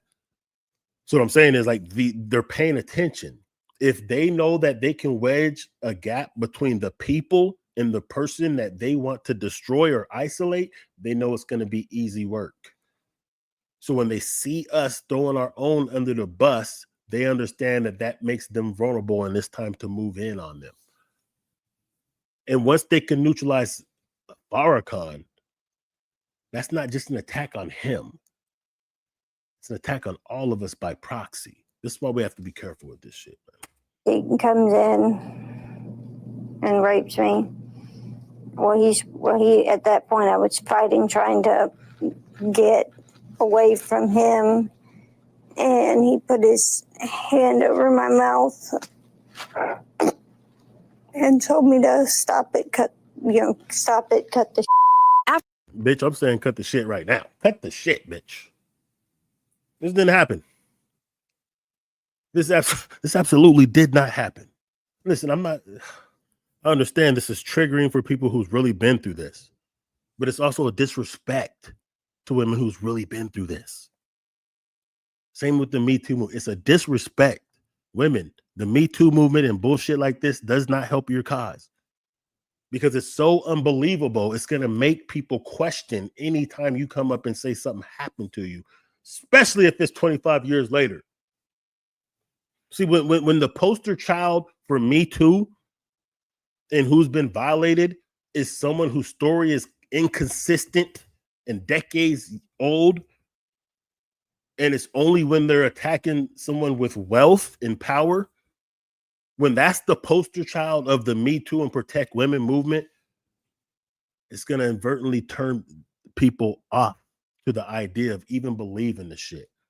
Because they don't, you know what I'm saying? They don't take, the woman who worked as a maid who was raped, or the teacher, or the woman that was walking across the parking lot at night trying to get home and blow that up like, yo, we need justice for this. No, they throw out these people who specifically are going against rich Black men, no matter how inconsistent their stories are, no matter the fact that they're really only trying to get a bag and to go civil with it. No matter if, you know what I'm saying, irregardless of the fact that, okay, this person is trying to get a book sold or trying to get back into the spotlight because her career failed. They'll dismiss the fact, like within Bill Cosby's case, that this chick was blowing Bill Cosby up on Valentine's Day trying to kick it with him, and that this chick took tens of thousands of dollars of gifts from Cosby. When they make that the poster child of Me Too, it just invalidates. It has a negative effect on real women who've really been through this. Because when we see this in our face all day on the media, it makes us not believe. We should never question when a woman comes out and says something happened to her. But we have to when these are the stories that are pushed out in front of us. So that actually is a detriment to women. After the alleged rape, she says she ran to a gas station where she called her father, who picked her up and drove her home. We rode home in silence. He didn't ask me what happened. He didn't ask me what I did or where I was. In an interview, do you really? Does that even make sense? That the 13-year-old autistic, so she has a mental disability of sort, and she's 13. And she's been gone at least for about 9 hours because, 5 hours for the trip. It probably took at least an hour to meet P. Diddy's limo driver. She had to be in the party for a few hours. So she's been gone for a good 10 hours. And she calls her dad to pick her up 5 hours away. And they don't say nothing on the way back. No questions are asked. Hey, where have you been? bitch. Fuck, you're grounded. Regular shit. They beat her and ripped her clothes off, but he doesn't notice that her clothes look thrashed. She's been inebriated at 13. Her tolerance can't be that of which would allow her to be woozy off of some substances, and he's not seeing any after effects of that. She'd be shifting in her seat because she would be hurting in those areas after being brutally assaulted by two grown-ass niggas that's taking turns. Come on, man. That's what I'm saying. If you believe this shit, you'd believe it against anybody. The fact that they would validate this to some degree, even though they're pointing out the inconsistencies, the point that it's validated to the degree where it got this far. Imagine you're not Jay-Z and you don't have the adequate defense that he can afford, and you have to rely on a public defender who gets a check from the same person as the prosecutor. With NBC News, her father said he could not verify the claims. Quote, I felt like I would remember that, and I don't. I have a lot going on, but I mean, that's something that would definitely stick in my mind, he said. That's the most polite way he can say this bitch is capping. That's the most polite way. That's his daughter. So he's not just gonna be like, bitch is lying, but he's saying like, I would remember that. How can I not remember driving 5 hours into the city to pick my 13-year-old daughter who's been missing for 12 hours? How would I not remember that? Is what he's saying. When we asked the woman about the contradictions in a phone interview on Friday, she said that she stands by her statements. I have made some mistakes, she said. Honestly, what is the clearest is what happened to me. The inconsistencies in her account of an incident alleged to have happened 24 years ago does not necessarily mean the allegations are false. The accuser's attorney, Tony Busby, said, because we have interrogated her intensely, she has even agreed to submit to a polygraph. This has been extremely distressing for her, to the point she has experienced seizures and had to seek medical treatment due to the stress. In a statement to NBC News, Sean Carter said, this incident didn't happen, and yet he filed it in court and doubled down in the press. True justice is coming. We fight from victory, not for victory. Is any part of you scared coming out against such powerful people? Yeah, I'm scared of what could happen, but I'm more afraid of letting it eat me alive from the inside out than I am of,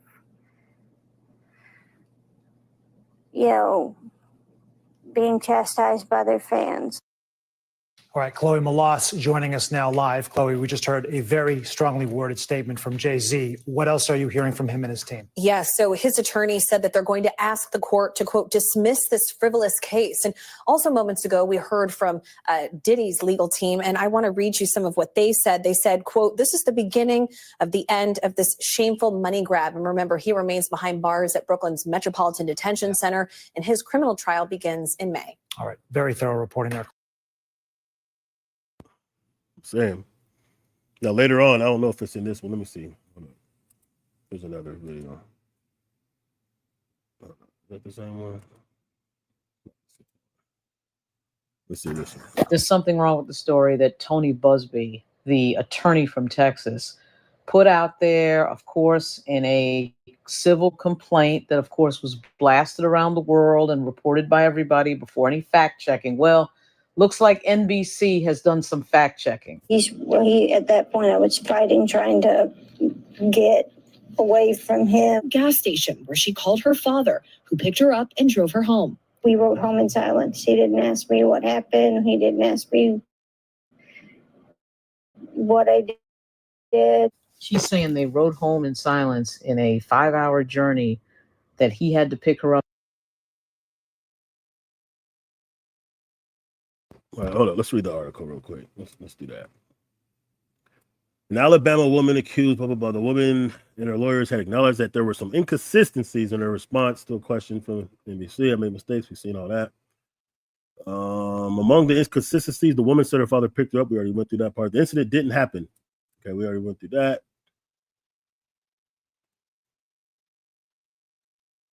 Okay. Busby says he is continuing to vet the claims. Hold on. So he didn't really even vet her that good. He's continuing to vet. It should have been vetted before they came out with this. So in other words, what he's saying, he didn't really vet it. Jane Doe's case was referred to our firm. This is what Tony Busby, the lawyer for her, is saying, who vetted it prior to sending it to us. Jane Doe's case was referred to our firm from another. So what he's saying is another law firm referred the case to him. If this case was vetted and there was it had any type of real validity to it, that other firm would have took the case. A chance to get a settlement from Jay-Z and P. Diddy, he's not giving that money up. Our client remains fiercely adamant that what she says is true. To the best of her memory, we'll continue to vet her claims and collect collaborating data to the extent it exists. It doesn't exist. The quote-unquote driver is dead. The dad already said, no, I never picked this bitch up from no damn, what? This is what the father said. He didn't say it like that, but he said that. He said, no, I didn't. I think I would remember something like that. Of course you would. We will continue to vet, blah, blah, blah. She even agreed to submit a polygraph, whatever. Needless to add, we're always doing our best to vet each claim made, just as we did with this case. This has been extremely distressing for her, blah, blah, blah. Allegations against Carter suggest a seismic shift, potentially linking a rap legend to alleged behavior laid out. So Carter's attorney said it's stunning that a lawyer would not only file such a serious complaint without proper vetting, but would make things worse by further peddling this false story in the press. We are asking the courts to dismiss the case, blah, blah, blah. And it just so happens that Tony Busby actually did voluntarily dismissed the cases against some of P. Diddy's companies. So whatever that means, there's actual legal paper document that Tony Busby, the attorney for this lady, has willfully withdrawing them in some cases in regards to P. Diddy. I don't know if he did it against Jay-Z. I think Jay-Z really wants that fade because he wants the countersuit. But that lets you know, obviously, like if he's releasing some of the, Diddy companies and stuff that were named in the lawsuit and they're willfully withdrawing the shit, that says a little something. Combs, unless they're going to go legal with it. Well, they already went legal in the case of Combs. That's why he's in jail. Anyway, Combs' attorneys called the suit shameful money grab. Busby has filed more than 20 lawsuits against Combs. And like I said, some of those have been retracted at this point as of yesterday. The lawsuit was originally filed October in the Southern District of New York, listing Combs as defendant. It was refiled Sunday to name Carter. So originally it didn't name Carter. So if they just took turns graping her, why wouldn't he have been named from the get-go? Like the fact that you could just see all the shenanigans in this, but it still has went this far. Imagine if that was you or me who didn't have access to the adequate counsel that it would take for such a case. And imagine if this happened to you or me who didn't have the counsel to defend this like Carter does. But imagine also, because we're not famous, this isn't reaching the news. So we wouldn't even have anyone who would advocate to even look at this publicly to be able to say this doesn't make sense. It would just be playing out in the court in private with a public defender. You're cooked. The woman, who is now 38, told NBC that she is living in Rochester, New York in 2000, and that attending the VMAs was on her bucket list at 13. At 13.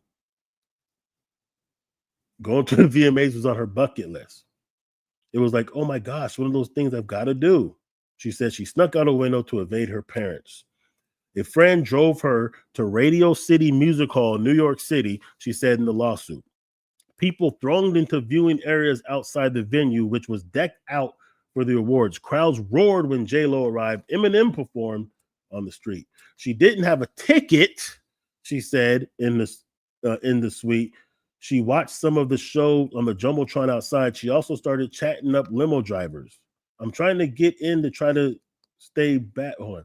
I'm trying to get in to try to stay back and get to an after party and get invited in to meet some celebrities. So she's chatting it up with limo drivers. Remember, this is a 13-year-old autistic chick who's had a head injury and who is clearly slow from what you just heard her talk for herself. But she just on a whim convinced somebody to drop her. This is the most luckiest, this is the smartest retarded autistic bitch I've ever heard, because she not only was able to get dropped off 5 hours in the middle of downtown New York during one of the busiest times of the year, VMA awards going down, but then she was able to chat it up with the limo driver somehow. Out of all the people in Times Square, she happened to find a Diddy limo driver. How would she identify that? I don't know, but she was able to do it because this is her. I'm trying to get in so I can meet with some of these celebrities. Oh my God. The baddest grown bitches can't do that. Some celebrities can't do that, but this 13-year-old was able to do that. She's able to get in to an after party, drove to an after party in a limousine. One limo driver said he worked for Combs and that she fit what Diddy was looking for, and told her to return later and he'd take her to the after party. This even makes sense to you guys? After about 20 minutes in the limo, she said in the suite, whatever, she arrived at a large white residence with a gated U-shaped driveway. She said in the suit, she signed a document that she didn't read. So she was trying to say that she signed an NDA.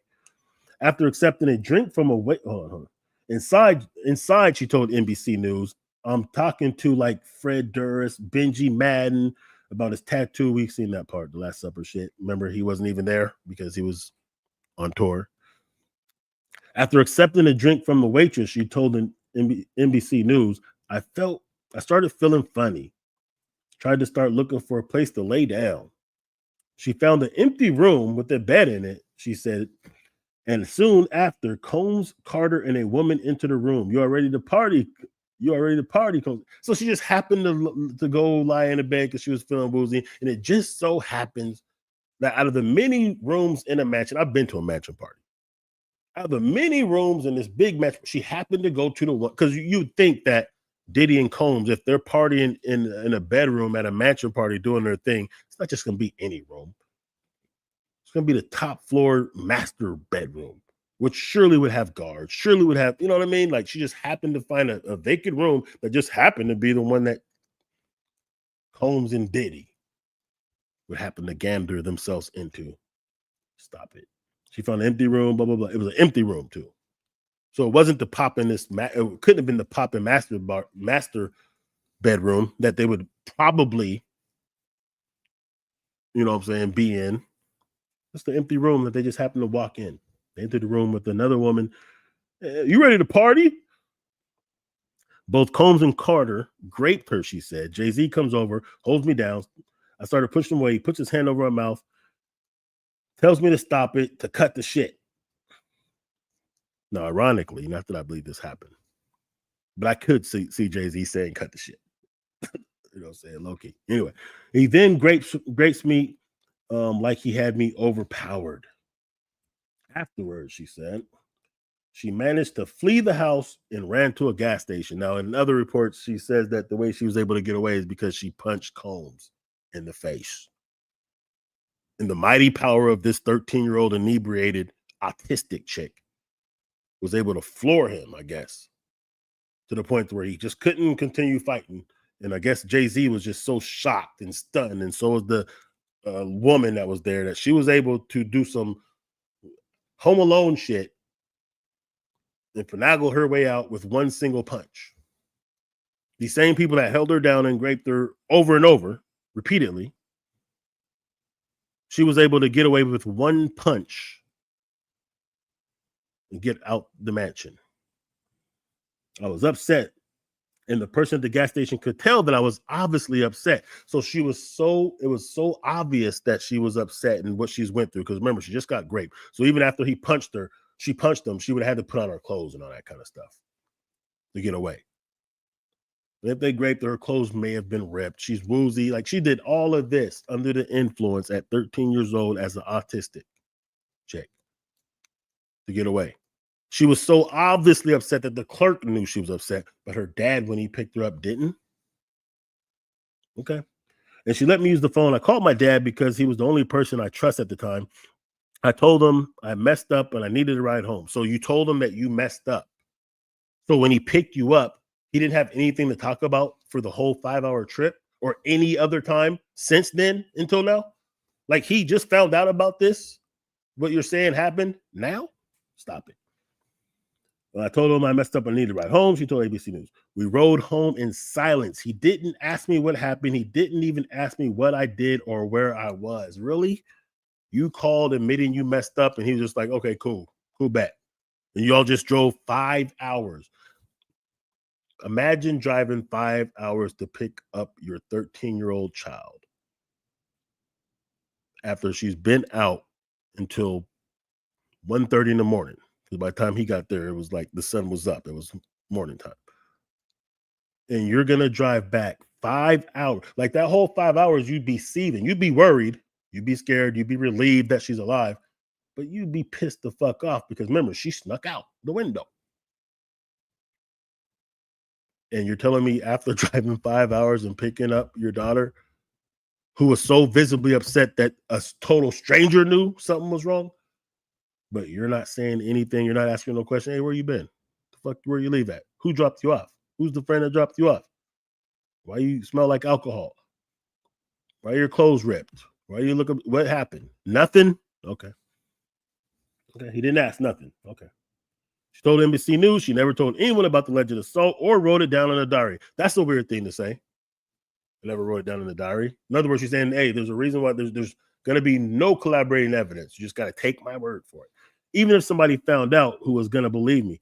I mean, it was the word of two celebrities against mine. Well, 25 years later, people are obviously believing you to the point to where you're on NBC. Obviously, someone believes you to the point to where a lawyer took the case. Not that I believe that the lawyer believes you, but I'm just saying, like, this is the leverage you have 25 years later to where we even have to have this discussion. The years after were hard. I got severely depressed. I withdrew. I just got to say this. And I hate to say this, but I'm just going to keep it a buck. I'm keeping it a buck. As Fat Joe would say. If I was to believe, because I don't believe it. And this is why I hate having to put my mind in these situations where I have to try to understand some bullshit, because now you got to dumb yourself down to even pretend you believe it to make your point. But if I was to believe that a 13-year-old that was so starstruck, she had to be there. She had to be at these VMA awards and after parties so bad that she was able to convince someone to drive her 5 hours. I can't think of a single person at 13, and I was in the square.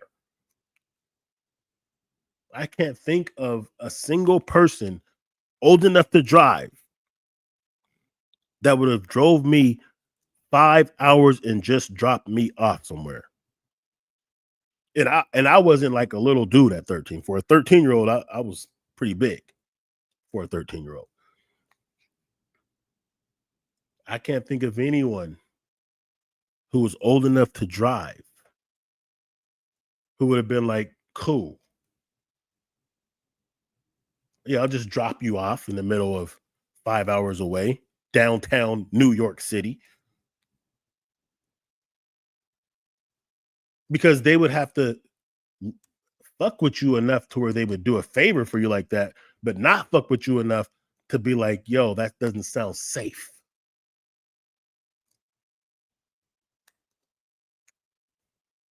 But then, so she was able to do that, convince someone, if I'm believing this, her starstruckness, her fanfare, her love and admiration, and longing to be in the company of these celebrities made her convince someone to give her a ride 5 hours away, be dropped off in Times Square. If you've ever been in Times Square, you understand how ridiculous this sounds. Somehow in the middle of Times Square, amongst these thousands of people, she was able to just so happenly meet the acquaintance of a Diddy limo driver.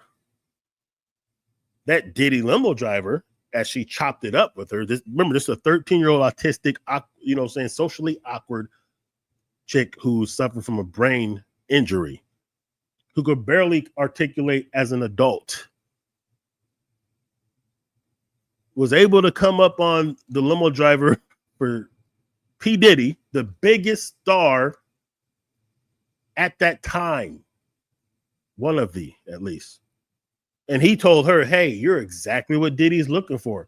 Chill here, come back later. I'll give you a ride to this after party that we're having. Okay. She gets to the after party. She gets into the after party. She gets a drink. Waitress gives her a drink. She gets woozy. So now she's inebriated.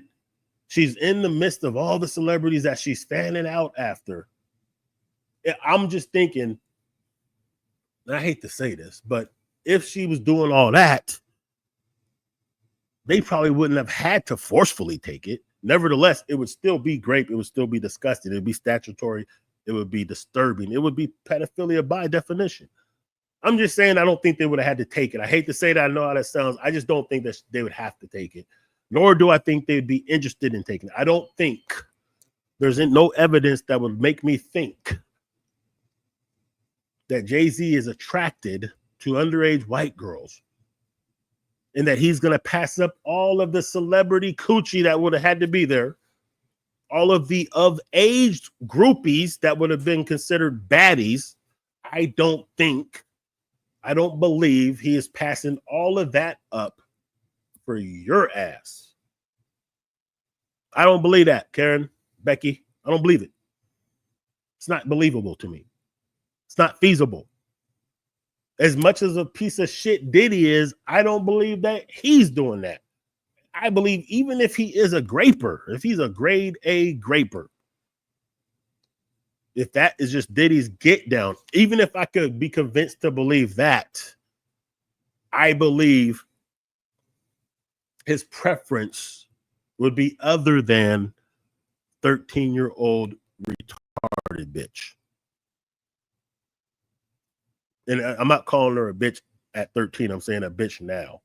At 13, she was 13, even though this didn't happen. But I'm saying the her that is her that now is trying to say this happened to her 25 years ago, she's a piece of shit. And she's retarded. And I just don't believe that the two biggest rap stars, I'm not saying, listen, morality has nothing to do with how big you are, how famous you are, how rich you are. I understand that. I just don't believe it at all. At all. And I'm willing to believe some pretty heinous shit about Diddy. I'm even willing to believe Jay-Z is capable of some activities that aren't upstanding. I just don't believe that that is one of them. And I don't believe that this 13-year-old was able to navigate. Remember, this is the year 2000. This is before all the social medias that we're used to now. It would have been almost impossible for her to even know where this party would have been, or to know to be in Times Square for the VMAs, or that there's going to be an after party, all that shit. It wouldn't have been accessible like it is right now. Right now, a 13-year-old can go online and find these kind of things out. Back then, it wasn't like that. So the story is unbelievable from point A to point Z, from point J to point Z. But it still got traction. And that's what's dangerous. And if we give this kind of shit validity because we hate Jay-Z because Jay-Z is a rich superstar and we're jealous of his success, which is why a lot of people are willing to throw Jay-Z under the bus, which is why a lot of people were saying, oh, Jay-Z's next. As soon as Diddy got charged up, oh, Jay-Z's next, Jay-Z and Beyonce, which is why, you know what I'm saying, anytime there's a post, just look on Facebook, anytime there's a post about Jay-Z or Beyonce, look in the comments and see how many people that look like us, oh, they're going to prison. Oh, they're PDFs. Oh, they sacrifice babies. Oh, they have to pay for those Grammys. Like if you can convince yourself of shit like that and regurgitate that type of shit, what do you think our enemy would say? You don't think that they're watching us? Of course they are. We know they are. So when they see that we're willing to turn on one of ours, they know that that makes them vulnerable and that they can attack. And that's what they're doing. One more thing before I get up out of here, though. Let's end it on a good note. Before I get up out of here, hold on. Now I gotta do this thing. Hold up, real quick. Real quick.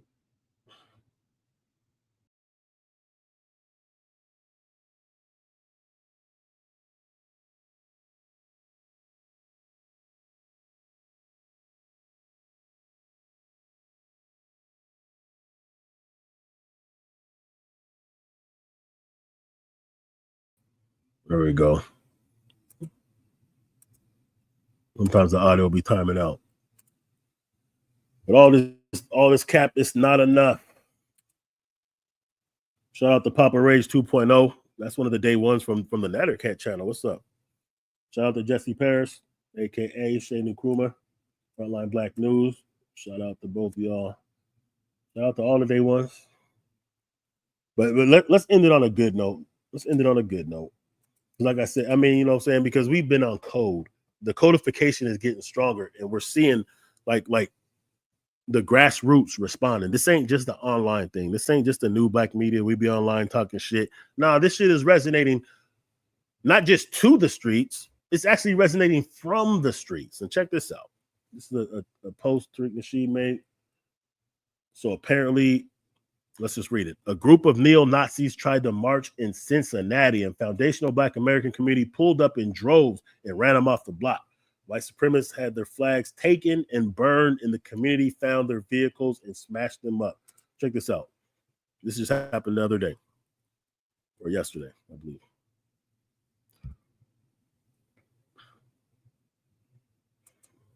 So you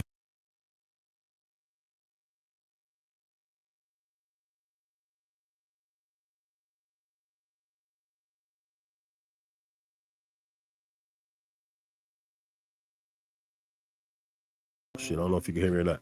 This is why they usually don't really pull up in big cities to keep it a buck. When these neo-Nazis and these clans and these, you know what I'm saying, white supremacists be doing their thing, rarely do they pull up in cities. They usually pull up somewhere in the outskirts where they're safe. Well, they fucked around and found out. I don't know if Donald Trump and Elon Musk, that Hitler salute, got them thinking that they, you know what I'm saying, they can get away with shit they can't get away with.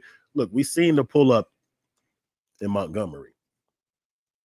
I've seen pull-ups in South Carolina where KKK got their ass kicked. I've been part of some situations out here in Seattle. We've seen these things happen.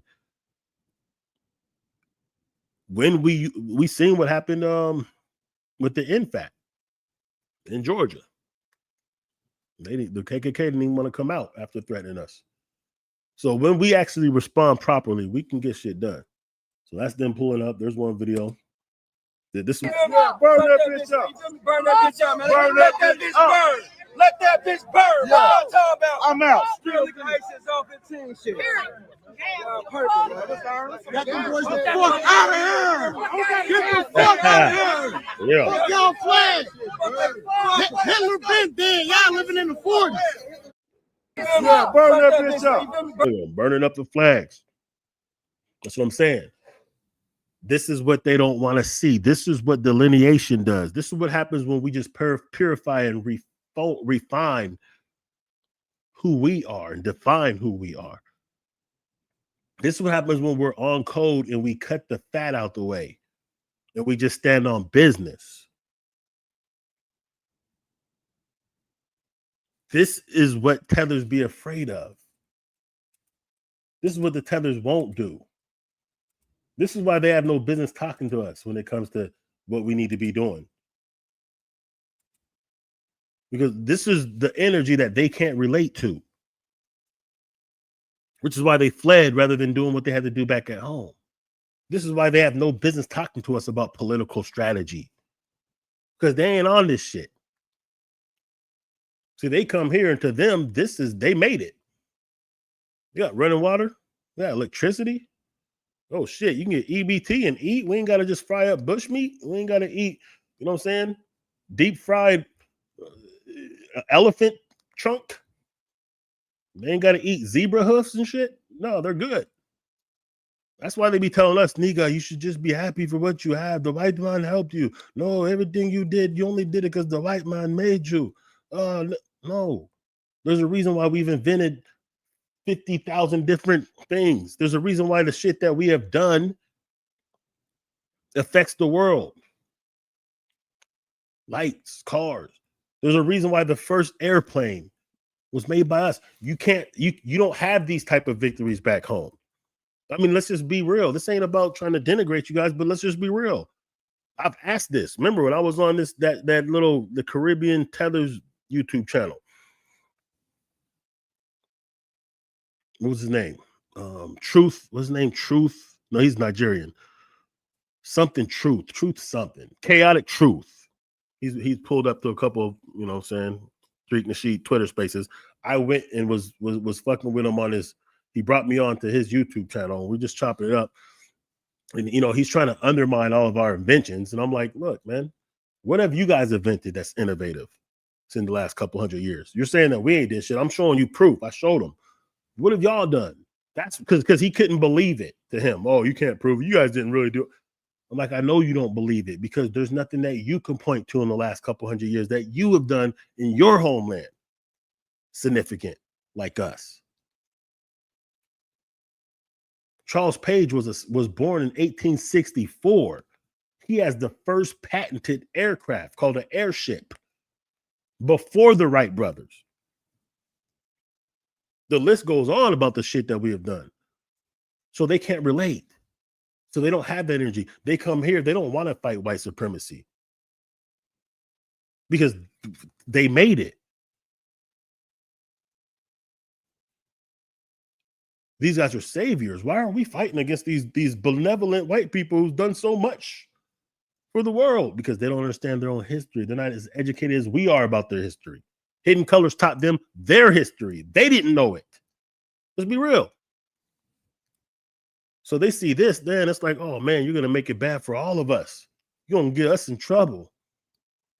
We good, we the good niggers. Why are you guys stirring up this trouble? These are the type of niggas that turned on Denmark VC. That's why we have to delineate. Burn that bitch out, man. This is the energy of FBA. I'm out. Pull up, stand on business. Get out of here with that. What's up with it? Over here. We'll kill all of them.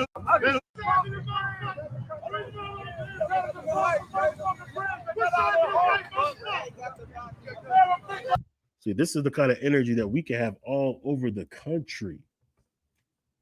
This is the kind of shit they don't put on the news. Remember when that Montgomery brawl happened? How many of y'all remember that August 5th? I want to say 2023. How many of y'all remember the Montgomery brawl? That shit went viral, right? Niggas pulled up. The white boys tried to whoop-de-whoop. They got dealt with, handed an L in real time, instantly. Niggas pulled up and showed the fuck out.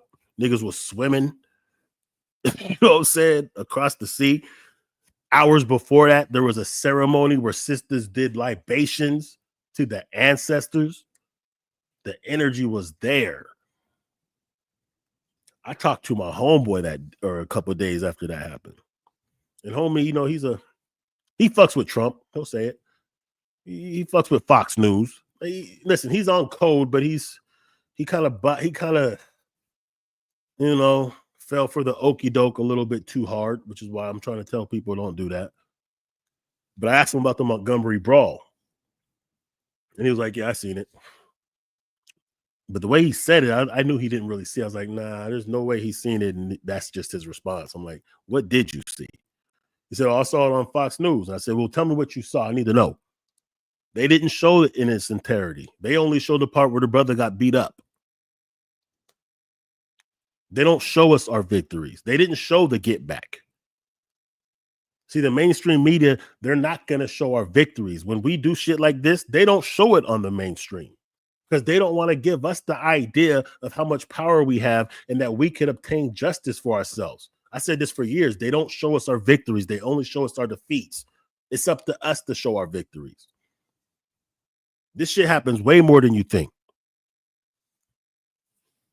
I get frustrated when I be on social media and I'll see different posts like, oh, when's the last time a gangbanger never in history has ever faded with the KKK or skinheads? Bullshit. You ain't seen it on the mainstream. It happens. I've been there.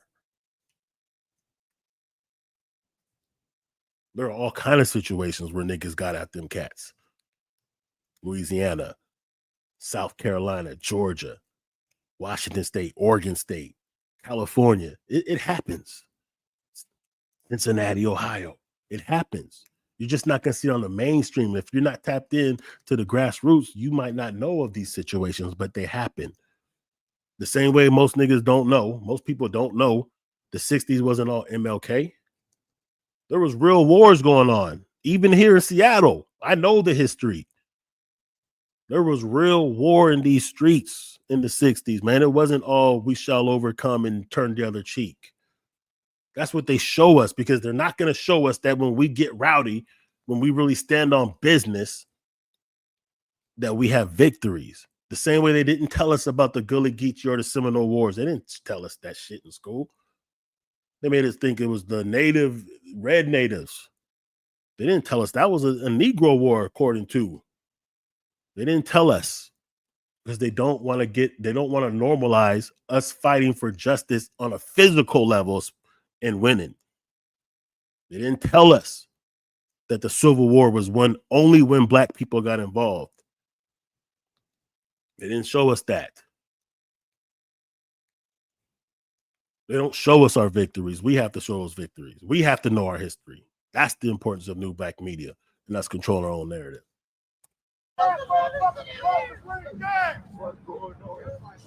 We got these punk ass Nazis out here, y'all. In the zone. I'm on my way to DJ, man. I done came. What the fuck wrong with these motherfuckers? They lost their goddamn mind. They want to die today. Fuck these bitch ass motherfuckers. They want to die today. Hey, man, get out What's of here. up with Come it? over here. We'll kill all of them. Fuck them. They can die today. Fuck them motherfuckers. Hey, man. We don't want them, man. Well, okay. They can die today. They done came to the wrong hood with that shit.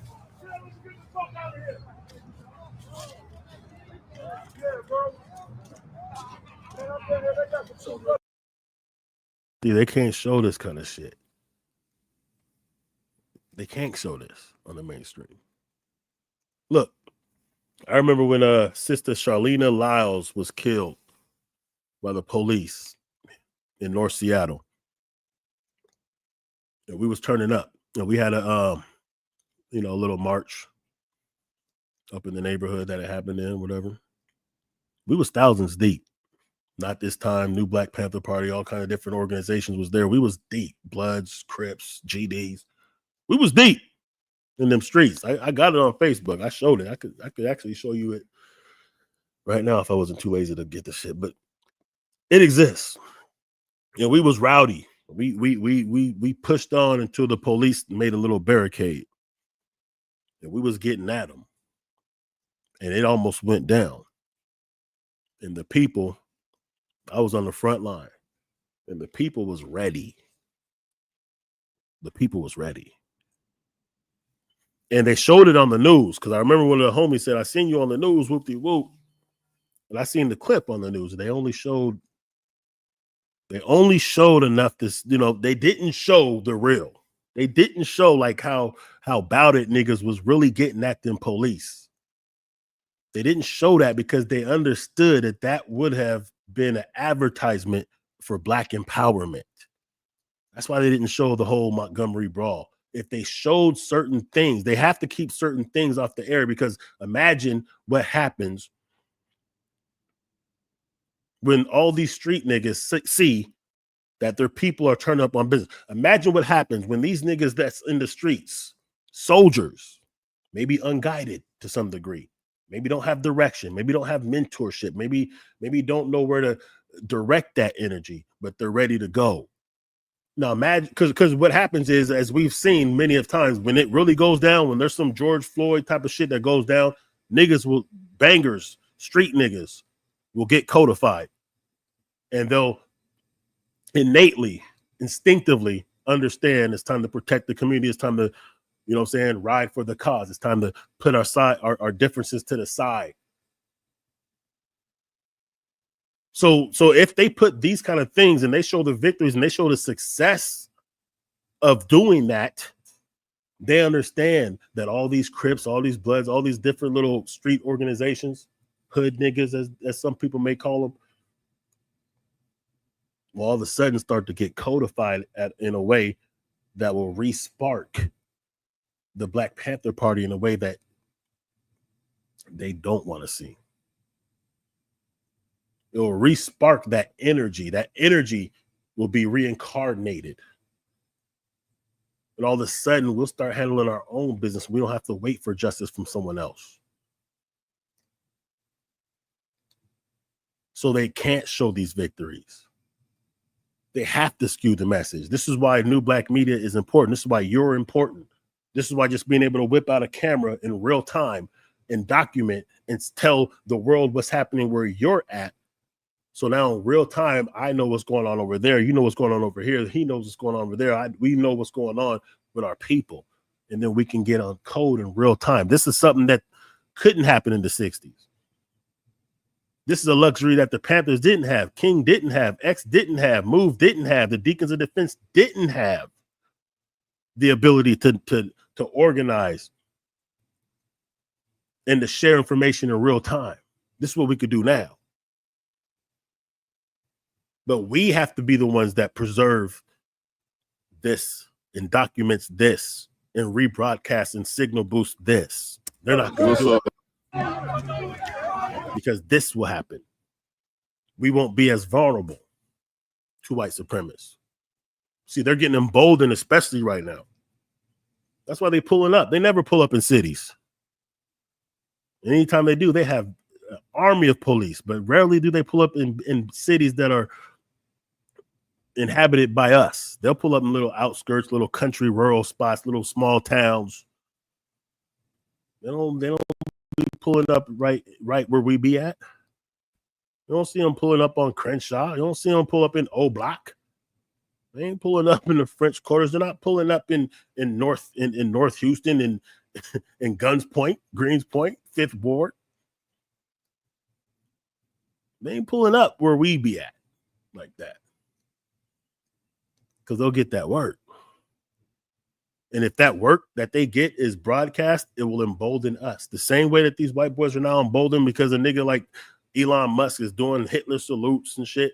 The same way that emboldened them, if they see the response, it will embolden us. They can't have that. So salute to Cincinnati. Shout out to Cincinnati for standing on business, man, and for responding properly to that situation. Shout out to them for that. You got all my respect. Shout out to the FBA that's standing on business. Shout out to the new Black media. Shout out to the brothers and sisters. Shout out to our allies. Shout out to the real brothers and sisters that are really our brothers and sisters, even if you're from the Caribbean, South America, the continent. We don't got no hatred for you. We got love for you. We love you. That's what some of the pain is from. It's from love. Because we was ready to ride or die for y'all, and then some of y'all will come over here and you start spitting that Myron Gaines bullshit. That's why we got to delineate. But to the real ones, we salute you.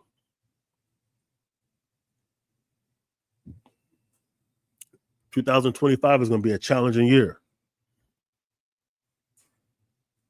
It's going to be a year that we have to continue to grow with this idea of codification. Make sure you're protected. Make sure you have your power tools, man. I don't care. Fuck what the law is talking about. Make sure you have your power tools. If you got to be judged by 12, it's better than being carried by 6. Be able to protect yourself. Be able to network and get up with other brothers and sisters that are on the same page and like-mindedness. Don't be a soft target for these white supremacists. Don't be a soft target for these self-hating ass tethers. Stand on business. That's it. Be one, y'all. Peace.